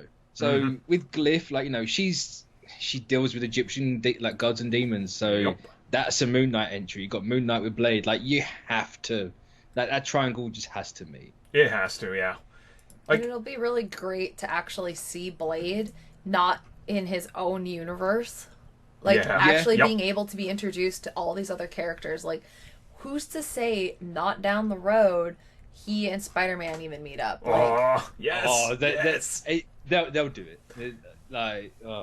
Who's to say, Spider-Man 3, quote, is going to be a very different Spider-Man movie? Who's to say it's not vampires? Exactly. Like, we don't know. We literally don't know. Like, that's the thing. Sure, Spider-Man 3 is going to be before Blade, because Spider-Man 3 is clearly 2021 in July, and Blade's... We don't know when Blade's going to be, but, we have Mahershala Ali right now. Yep. Why cast that early when you haven't got anyone else? Well, remember, Feige also did say this is the phase right now, but things can change. Like, who's to say 5 weeks from now he's not sitting down talking about Blade and they come up with the perfect script and they're like, oh yeah, we can totally connect that to the Hawkeye show, and they're like, all right, fast track that one. Like, it could happen. Like, it's happened before. They've shifted things around and been like, no, we got an idea, put this out there right now. So who's to say he also doesn't get introduced slightly in Spider-Man? Right, like we have no idea. Like, oh man. Yeah. Say like, I'm not sure if like Blade will ever become part of Phase 4 because he has. He said after the panel like, no, we debated whether to have Phase 4 and Phase 5 today. Right. But then we're like, no, Phase 4 is enough. Like we announced 10 projects, we're working on 11. Wink, Spider-Man. Yep. So like, that's enough for Comic-Con. Like he did do the whole like you wanted more. Like, yeah, right. It's like, what did you want more? We just announced 2 years worth of content. What do you want? Yeah, there's 50 hours here. Hey, like, how DC do? That's what I thought. Get out of here. they were brave enough to have their panel at the same time. So I do have to say, like, Blade is such a big thing coming into the Marvel Cinematic side of the universe. Like, my master instructor in Taekwondo, he was like, I was listening to the radio. Mind you, that's how big Comic-Con was. That it was all over the radio stations talking about everything being announced. And they sat there, and even the Vermont radio station mentioned the fact that Blade is coming to the MCU. The first thing I walk into class, he's like, do you know what I'm hyped for? I'm like, Blade? He's like, that is his iconic, most loved movie because that's what he grew up watching as like, well. Even my dad, who's like, he's watched the Marvel Cinematic Universe, but like he's never a fan of comic book movies. He had no idea Blade was a Marvel thing up until I gave him to him recently, like to rewatch. And even he was like, "Oh, I've been following what you guys were talking about online.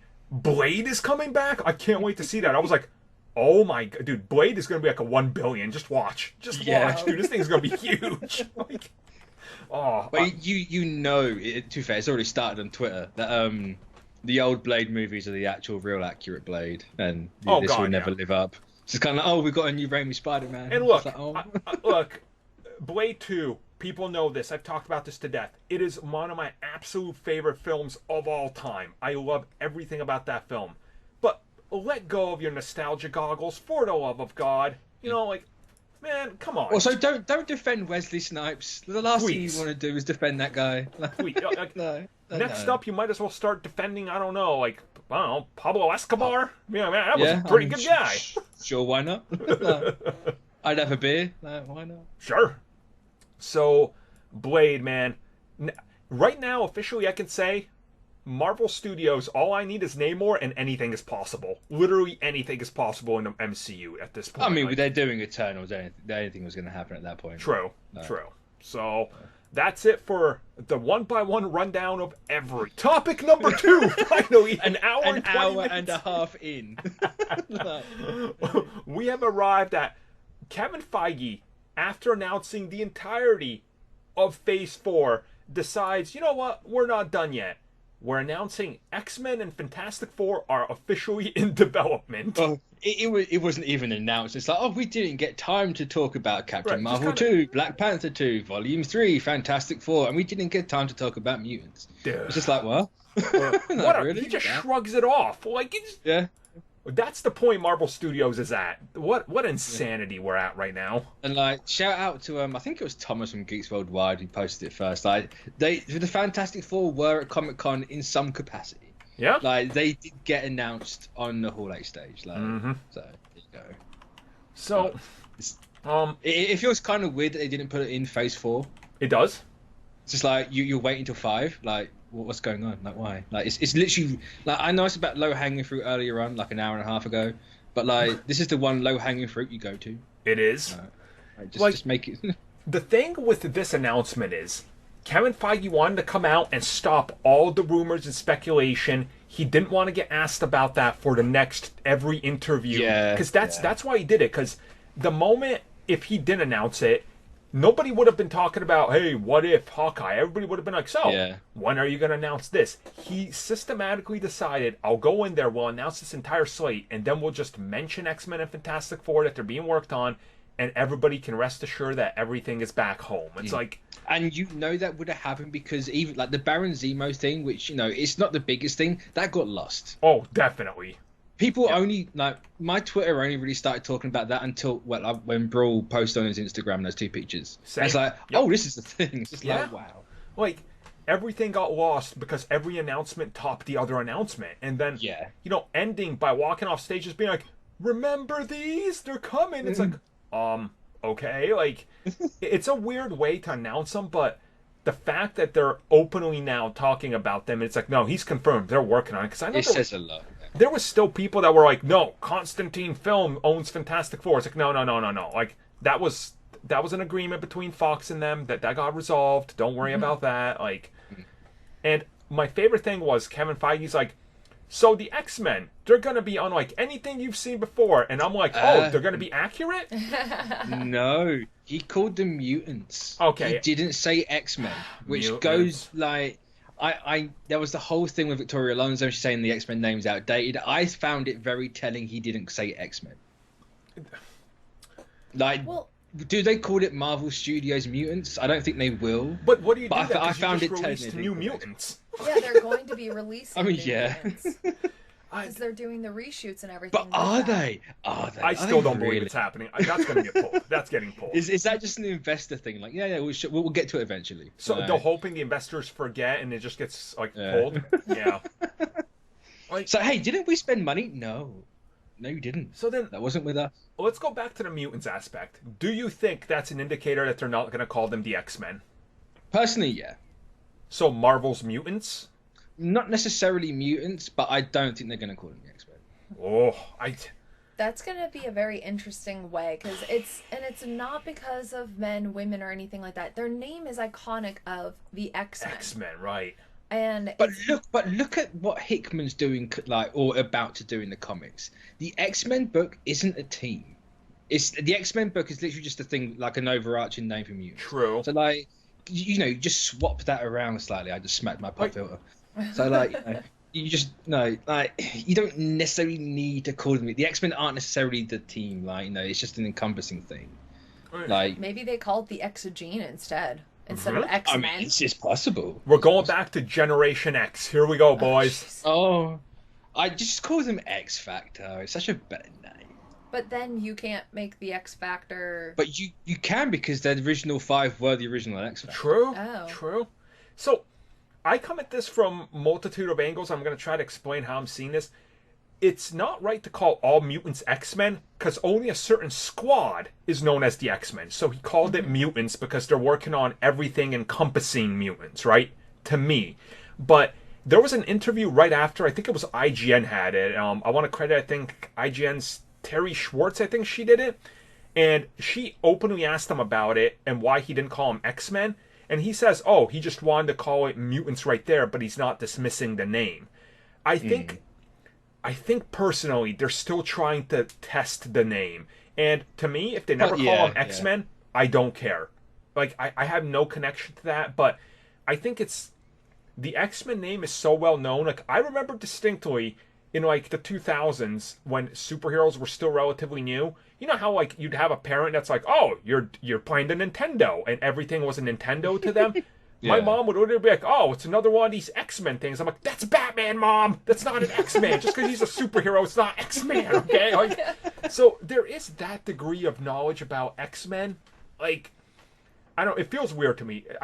They'll do something. Call it X-Factor, call it X-Force, X-Factor, X-Nation. I don't care. Just, I think it needs an X there for me personally. Something with an X. Just, like.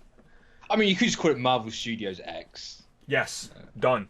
There you go. Like, I mean, I wouldn't be surprised if they do end up calling it X-Men, because, like, why wouldn't? But at the same time, like, it's such a the mutants are huge. Like, they're in it's not like Eternals where they're only a small pocket of people. It's not like Inhumans where they're even like a smaller pocket of people. It's not like Spider-Man. Like, he's just one character. It's like they're everywhere. Yeah. Like, it's just a hard thing to like just name them one thing. Exactly. Like, I can see it from that angle. So it's like right. So we're gonna know more about this by the sound of it possibly soon. Well, look, they already have one thing of Phase 5. What's to say they're not? And Fantastic Four, exactly. And these got to be Phase 5, right? When he came out and announced they're coming, it's like, no, there's no way these are slipping into Phase 6. I can't remember who he was talking to afterwards, but he was like, no, like the Phase 4 we said, that's it. Yeah. Everything afterwards is going to be Phase 5. So if you look at what he confirmed the entirety of Phase 5, more or less. Yeah. Like, besides the TV shows we're going to get on, and I guarantee you there's going to be 3 to 4 Disney Plus shows a year. So, like... Oh, yeah, definitely. No, Phase 5 is going to be bigger than Phase 4. Oh, Lord! Yep. It's just a question of, like, does it go over the 2 years? Does it, like... are we now back to a 2-year phase? Because, like, let's be honest, the Phase 3 was the exception to the rule. It was like, long. Phase 1 was what? I suppose Phase 1 was quite long. It was like 4 years, wasn't it? It was long because there was that weird, like, because Iron Man, and then there was no films for 2 years after Hulk, until Iron Man 2. So it was like, it was a weird thing, but no, I think phases are going to go to 4 years, maybe. And like Phase 2 was quite quick. Like, it was 3 years, but it was still like the same, like 6 movies. Right. So it's like, but yeah, I don't know. It'll be interesting to see how they play it. Like, maybe we hear at D23. I don't know. I don't imagine we will, but I didn't imagine we get fucking Blade announced. Right. So who knows? So, it's certainly interesting. But that's it for our X-Men Fantastic Four talk. And now on to something. So, no mention of Deadpool at all from anybody. Nope. Like, nothing. There was no... And I saw a couple interviewers trying to get something out of Deadpool out of them. Like, the question was 100% dismissed. Like, there was nothing. I don't think he knows. I don't think they got that far. Yeah. Well, so the interesting. I know they said I know he's like, oh yeah, we've got the next 5 years plan, but it's like that doesn't necessarily mean they have like where Deadpool's gonna come into it. So, I made a video on this. It'll be out. Deadpool is a little bit more complicated than just what happened with get the X-Men Fantastic Four start right. Like work on him right away.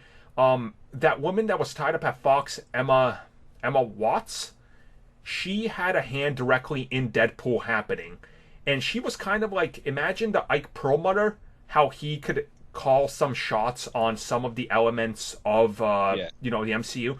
That was her role with Deadpool and Avatar. And she was actually going to leave Fox, according to sources, but they've convinced her to stay. But she's going to oversee Avatar while she had to give up Deadpool to Kevin. So I think finally the reports are saying that it's all under Kevin now. So I don't think he could talk about Deadpool because he wasn't allowed to develop Deadpool yet. I think that's kind of what it was at. Like, because he would have to go through her, and going through another middleman, like, you know, it's a little shaky. He's not going back to that. Right, exactly. Yeah, it looks like it was just literally under 24 hours ago. They confirmed that Deadpool is 100% Kevin Feige's property now. Deadpool was a thing that was tied up with a few extra strings attached to him, and I've known that just by talking to some people. So, like, that's an interesting one. I never would have thought Deadpool would be anything other than like just general mutant rights. But that was my assumption too. But I guess some people got a hold of something. It's like she was the Abby Arad. It's Hollywood. It's weird. People have their fingers in the pies. Like. So, with Deadpool in mind, and that's the topic we're discussing right now, how do they handle this? Like, what are you doing with Deadpool? Ideally they don't. Like, just leave him there. Well, now that they have it official, unfortunately it did take after San Diego Comic-Con, but they now have D23 ahead. In that short amount of time, they can sit there and be like, okay, we have everything that we can do now legally. Where do we want to say he's coming? And kind of just pull him X-Men and Fantastic Four. So he's coming. I could see that, but here's my problem. Kevin Feige would not listen to somebody, other directors, like, this is how we need our film. And then they come to an agreement. Like, that's why Edgar Wright left Ant-Man, for example, right? Patty Jenkins for Thor. There's no way Kevin Feige takes orders from Ryan Reynolds. No. That is never happening. So, honestly, I don't think Reynolds is going to stay purely for that fact. Do you think is this character getting a clean reboot? Yeah, I can. Yeah, because it's like, yes, Deadpool's the easiest one to like just bring over without a reboot, but I don't know. There's so much baggage in those movies anyway. It's like, oh look, here, do they really want to have the Dark Phoenix cast in the MCU? Yeah! If they have Deadpool 3 just come over and then you go, of course, the cameo in Deadpool 2. Like, do they really want that? I don't think they do. They want people to forget about that entirely. So let's just start again. You can still make a joke and reference it, but it's not necessarily going to be part of what they have. How about this one? Since everything's going on in order, if they can figure it out, what if they pull Deadpool from the Multiverse of Madness? It doesn't have to be Ryan Reynolds. No, don't do that. No, that's how to destroy a movie quickly. You do that. Deadpool in a horror movie? Nah. Oh, that's true. Yeah. He would take out the horror in any aspect of it. Yeah. Unless you sit there and he's literally the merc with a mouth, and his mouth is just a severed head, and he's sewn shut. No, God, no. Nope. So. And even then, you just bring in Headpool at that point. Oh, yeah, no. I mean, at this point, just looking at Blade is going to be, okay, we got to figure this one out because the vampires. Deadpool makes Blade look like a breeze. It's so it's a weird scenario with the character. Like, I wouldn't mind it if they keep the core cast of Deadpool. Like, I like those actors, you know. Mm-hmm. I like Brolin, I like Zazie, like I like Ryan Reynolds in those roles. But Stefan. give us the main cast, and just introduce them as brand new versions of these characters. Don't ever acknowledge anything that happened before. Just be like, it's Deadpool 3, and just call it Deadpool 3 the reboot, and there you go. Like, I'll take so we're it. Getting giant silent Bobbit now. Yeah. Honestly, I'd rather that than have a Deadpool 3. Yeah. Like, but you're just saying it is Deadpool 3. well, reboot Deadpool 3, you know? Like, yeah. No, what they do is they say Deadpool 3, and then you have the big X, reboot, Marvel style. Deadpool 3 boot. You do that. Oh my god. I'll take it. Because it is his third attempt at Deadpool. That's true. Yeah. Yes. I'll take it. Like, keeping the cast, I'm fine with, you know, after Far From Home with J.K. Simmons. Yep. People are fine with having actors play the same roles. Same. Yeah. No one really, because everyone understands it's not the same thing.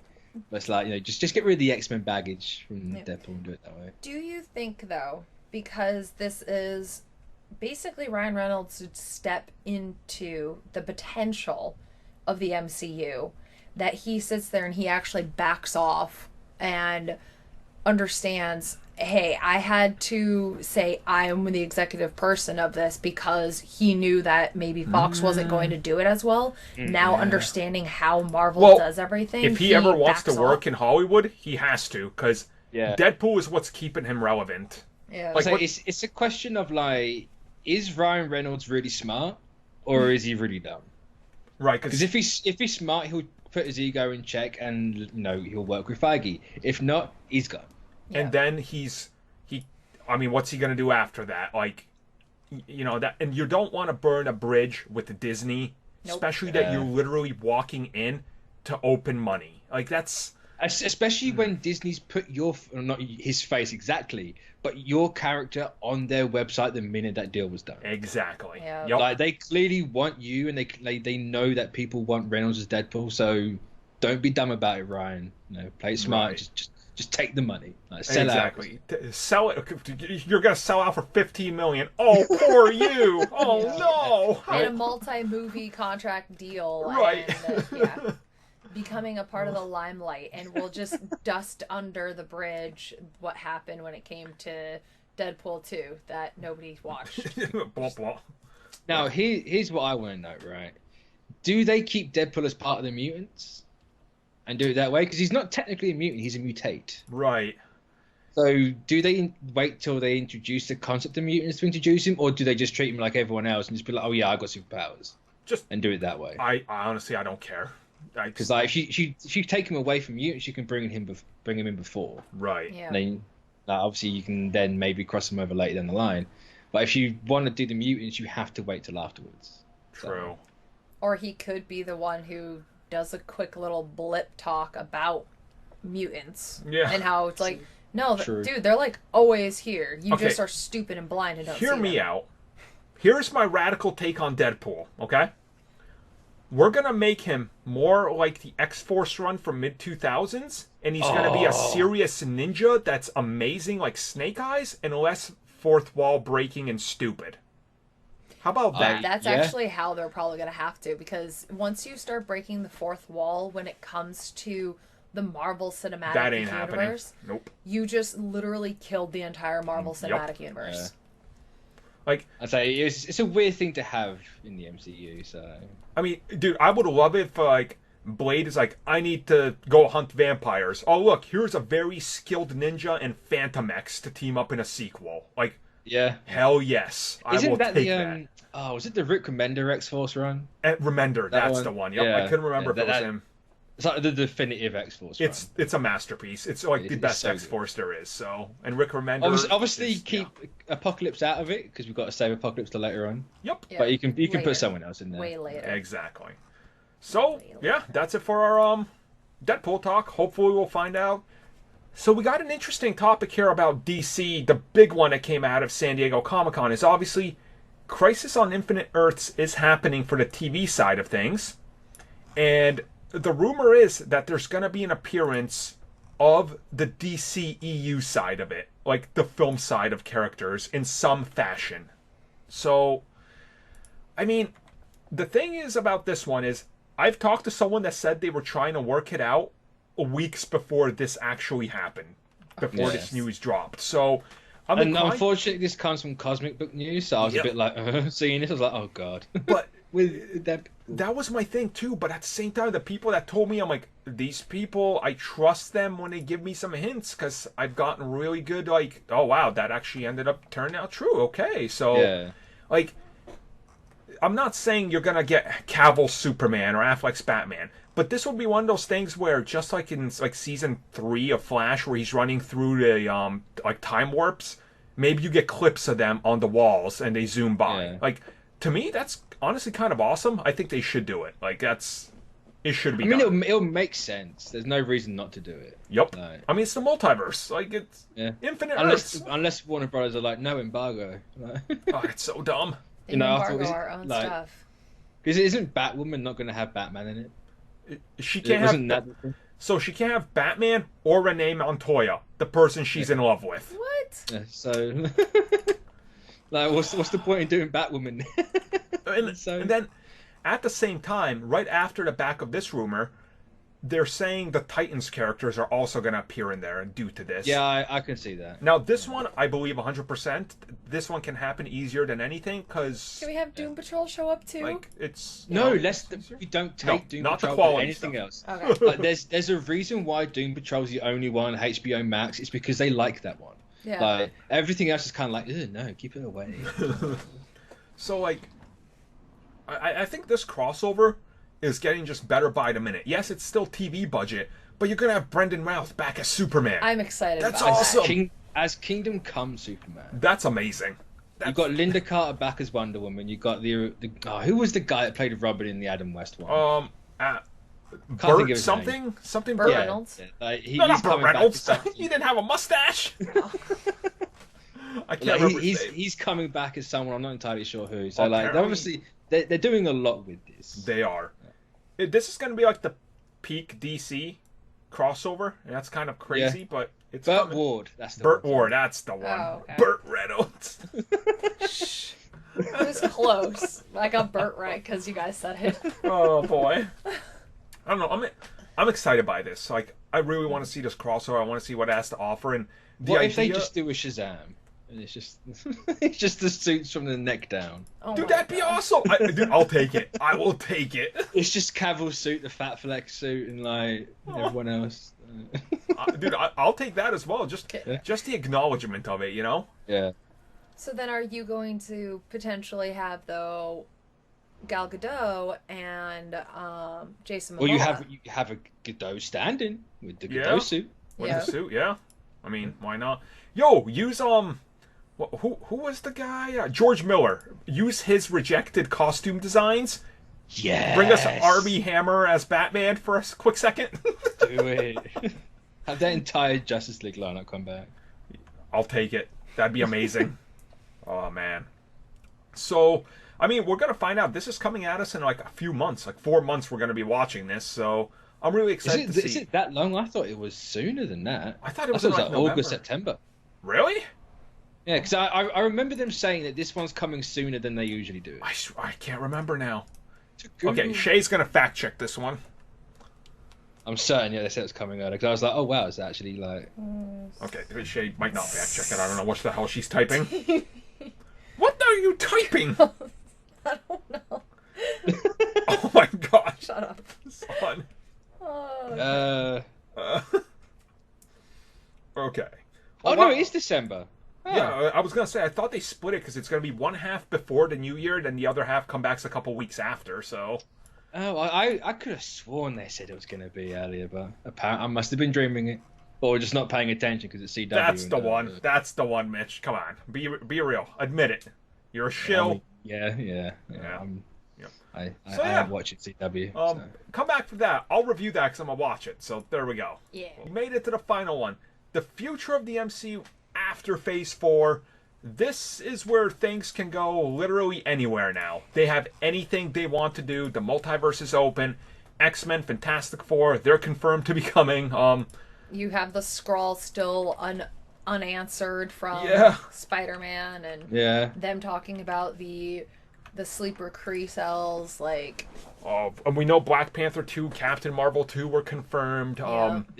Guardians Volume 3. Guardians 3. Boy, we already got a full slate and they haven't even announced it. I say, like, how many movies is that? You got Guardians, Black Panther, Captain Marvel, Fantastic Four, Mutants. So that's 5. Yep. So that's as many movies as Phase 4. Shows. Yep. So, like, we know the movies. What are going to be the shows? Is the question. So we'll get. What If will continue to infinity. Yep. Yeah, we'll get that. We'll probably get Miss Marvel. Yes. Yeah, I can see that. Yeah. I'm gonna go out on the limb and say both War Machine and a Sif and the Warriors 3 show. Okay, yeah. Oh, yeah. I would really like that. Yo, bring back Zachary Levi so he can make some money off a franchise. I mean, sure, Shazam? yeah, you know, he's got to get paid after Shazam somehow. So exactly. So, and that's not an insult. Like, he made money off Shazam, but bring him back to Marvel because you can on the off years, and he could do 2 things. Like, yeah. Like, give that character finally something. Now, what about poor little old Ant-Man? That's the one, dude. That hurts. It's just like, no. It's like Paul Rudd was right. They might not do it. What? But then again, Ant-Man wasn't in the original Phase 3 lineup, so yeah. Well, yeah, we got Phase. Maybe they sit there and they bring Ant-Man and the Wasp into a TV series with Cassie. Oh, I would love that. And then you actually have more time to kind of develop everything that they're doing. You know, I would honestly rather they cut their losses and go, you know what? Ant-Man only makes $200 million in profit. I know, only, right? Like, because it's a cheap movie and cheap marketing. Oh, no. But could you imagine if they're like, for the first time ever, you're going to get a 3rd film in this series, but it's a TV series with the same characters and budget. Oh, and it's on Disney Plus. Like, you know what? I'd rather have that, honestly. Like, that sounds better. You could sit there and actually then develop. Oh my gosh, no, guys. I got it. We're going to have Ex-Con, the TV show. Yes. What do they do? I'd watch it. Dude, that'll be my number 1. As long as it's directly from the Spencer run and we get, like, the actual villains come in. Yeah? And all that, like, do that. Like, give us the bear. We're going to have Louise, like, he's the one who recaps at the end of every episode. Yes. So, like, guys, hold on. Let me tell you what just happened. Well, like, the thing with Ant-Man is, let's be real. Doctor Strange 2 was not officially confirmed till now. Yeah. So... Yeah, well, I mean, you had Benedict Wong be like, yeah, we're going to start filming that soon. Right. So it was always kind of but it's like, there. Until it's confirmed, I think you could possibly get Ant-Man. He'll be around in another couple years. Like, there's no reason to believe he's not going to pop up somewhere else. Like, you know... He could be in any of these shows that are especially right now. Yeah. Like, what if he is in Hawkeye, and because but he's just really small. He teaches, or maybe he wants Cassie to learn a new skill. Like, you have her kind of sitting there, and she's going to be an Avenger. Like, she'll be one of the young Avengers. You can't not do that. You aged her for a reason. Right. I don't think they throw away Ant-Man. That's just, it doesn't seem likely to me. And at the same time, Kevin Feige did say, there's no Avengers in this one, but Phase 4 is all set up, and you're going to see by the end of it what the next crossover is. It's like, so it's got to be something crazy with the multiverse or like whatever. Or it is just Dark Avengers. Yeah, that's true too. Yeah, that is the seeds like, there. You know, he says that the Avengers lineup is going to be like way different than what you're expecting. Mm-hmm. What if it is the Dark Avengers? So, like, we can sit here and be like, yeah, that matches with like Captain Falcon, Jane, Thor, and all that lot. But what if it's not? Yeah. So give me this one. Something that hasn't been announced that you think could make it into Phase 5 or 6, and let's say each one's hypothetically like 3-ish years. Like, I think that's what they're going to do. Shay, what do you think? What do you want announced? Young Avengers. They basically already, if they're starting to have Kate Bishop with Hawkeye, you already have Monica grown up. She was a kid at one point. Can help sit there and start teaching the Young Avengers, or an Avengers Academy. You start having all these young, powered, or even just intelligent humans going in and starting to do that. Okay. I see that. Mitch? I'm just trying to think. Nova's in my head, but I don't know. If Nova's the one that I really want. I'd love a Nova show or a Nova movie, but yeah, I'm just trying to think if there's anything that tops that. No, I'm going to stick with Nova. For sake of time, I'll stick with Nova. Okay. Yeah, I can agree with Nova. I think it's going to happen. To like, me, there's more reason to have a Space Force thing now. So exactly, there is. As much as I want Namor, I'm gonna finally stop. I will shut up about Namor till something happens. At least for this week. I'm gonna go for with the next 5 minutes. You're right. Yeah, I'm gonna go Phase 5. We're getting Wolverine. Marvel's Wolverine. Oh, that's a good. Yeah. Wolverine is not joining the X-Men. I'm sorry for all you people that think the X-Men are what Fox gave you. They're not. I think Wolverine is going to get a solo, and I think that's where you're going to get Ruffalo as Hulk to reappear for the first time. You're going to get that showdown. Cool. That's happening. Do the proper Wendigo storyline. Yep. And not the Dark Beast movie that was going to happen. Bruce is going to start investigating reports of mutants popping up around Earth. He's going to go to somewhere, Arklay, and he's going to run into Wolverine. They're going to have that epic fight, and then they're going to investigate together. He's like, oh, here we go. So you're going to have Professor Hulk, who goes and he pretends to smash the cars going, No. He'll have to become angry again, okay? He'll need to. I say, what if that's how we get a split personality Hulk? Oh, yes. And they use Wolverine to go down like the Maestro route. And that's what they do. Actually, yes. Like he brings out the rage in him. And then I'm gonna cheat. Doctor Doom on Disney Plus. Okay, that's acceptable. Yeah. Yes. You use the Noah Hawley script and just give me the Doom series. Give us that. Yep. We'll take it. Nobody will complain. I prefer to see that as a Disney Plus first, because then you actually have time to develop him as the correct Doom and not Trash Man or Metal guy thing. I mean, to be fair, the mid-2000s Doom wasn't that bad. No, I enjoyed that version. Yeah. Like for that movie, it wasn't Doom, but it was close enough. Here's the thing, can the Fantastic Four first villain be Mole Man, and we just cast Avi Arad? Because, I thought you wanted Danny DeVito. Okay, Danny DeVito's voice, Avi Arad's look and everything. Because let's be real, he's the mole in Sony, right? Like he's leaking out stuff and trying to. He's the reason the emails got to WikiLeaks and everything. Oh my.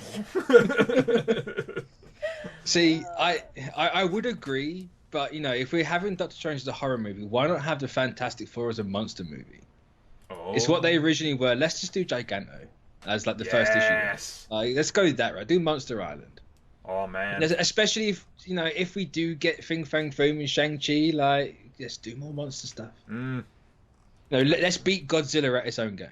Because Godzilla can't even win its own game by itself. That's true, and Marvel can give us the definitive kaiju movie that makes box office. That makes sense. Godzilla was in Marvel at one point, so why not? Money. Money right there. Ooh, I also want to add an audible. I need Kazar to happen. Kazar into Savage Land. I need thought you were going to say Conan for a second, but Kazar, fair enough. Well, Conan too. I'll take that as well. Conan's he's in the comics. He's an Avenger now. No, he's a savage Avenger. Oh my God. I try not to sound that edgy. Come on. I'm trying to get people to read that. It's the title of the book. It's fine. Oh, wow. Yep. But no, they got a solid future. Marvel Studios has got it figured out. Marvel's is so big. It is. It's almost too big. The phases are... That has actually brought us to the end of the show. Oh, Lord, it's a 2-hour. We haven't had one of these in years. Jesus. Yeah. It's been a while. And here Legendary I was podcast. thinking that it was going to be 3. Thank goodness it wasn't. I am starving. I need to go to the bathroom. For everybody that's listening, we don't even have time to do post or anything. Sorry, people. We'll touch upon some of that next week because a 2-hour show is quite long. I say, let's be honest. There's going to be no news next week because it all came this week. So. True. So it might let's just do a Q&A next week. Let's do that. We'll do something unless some big news drops somewhere. But thanks for joining us, everybody, and hopefully you enjoy this show. Hopefully you guys listen to the whole thing. We have each individual timestamp for every show in case you didn't notice it. So just check the comments if you want to know something specific, and we'll catch you guys next week.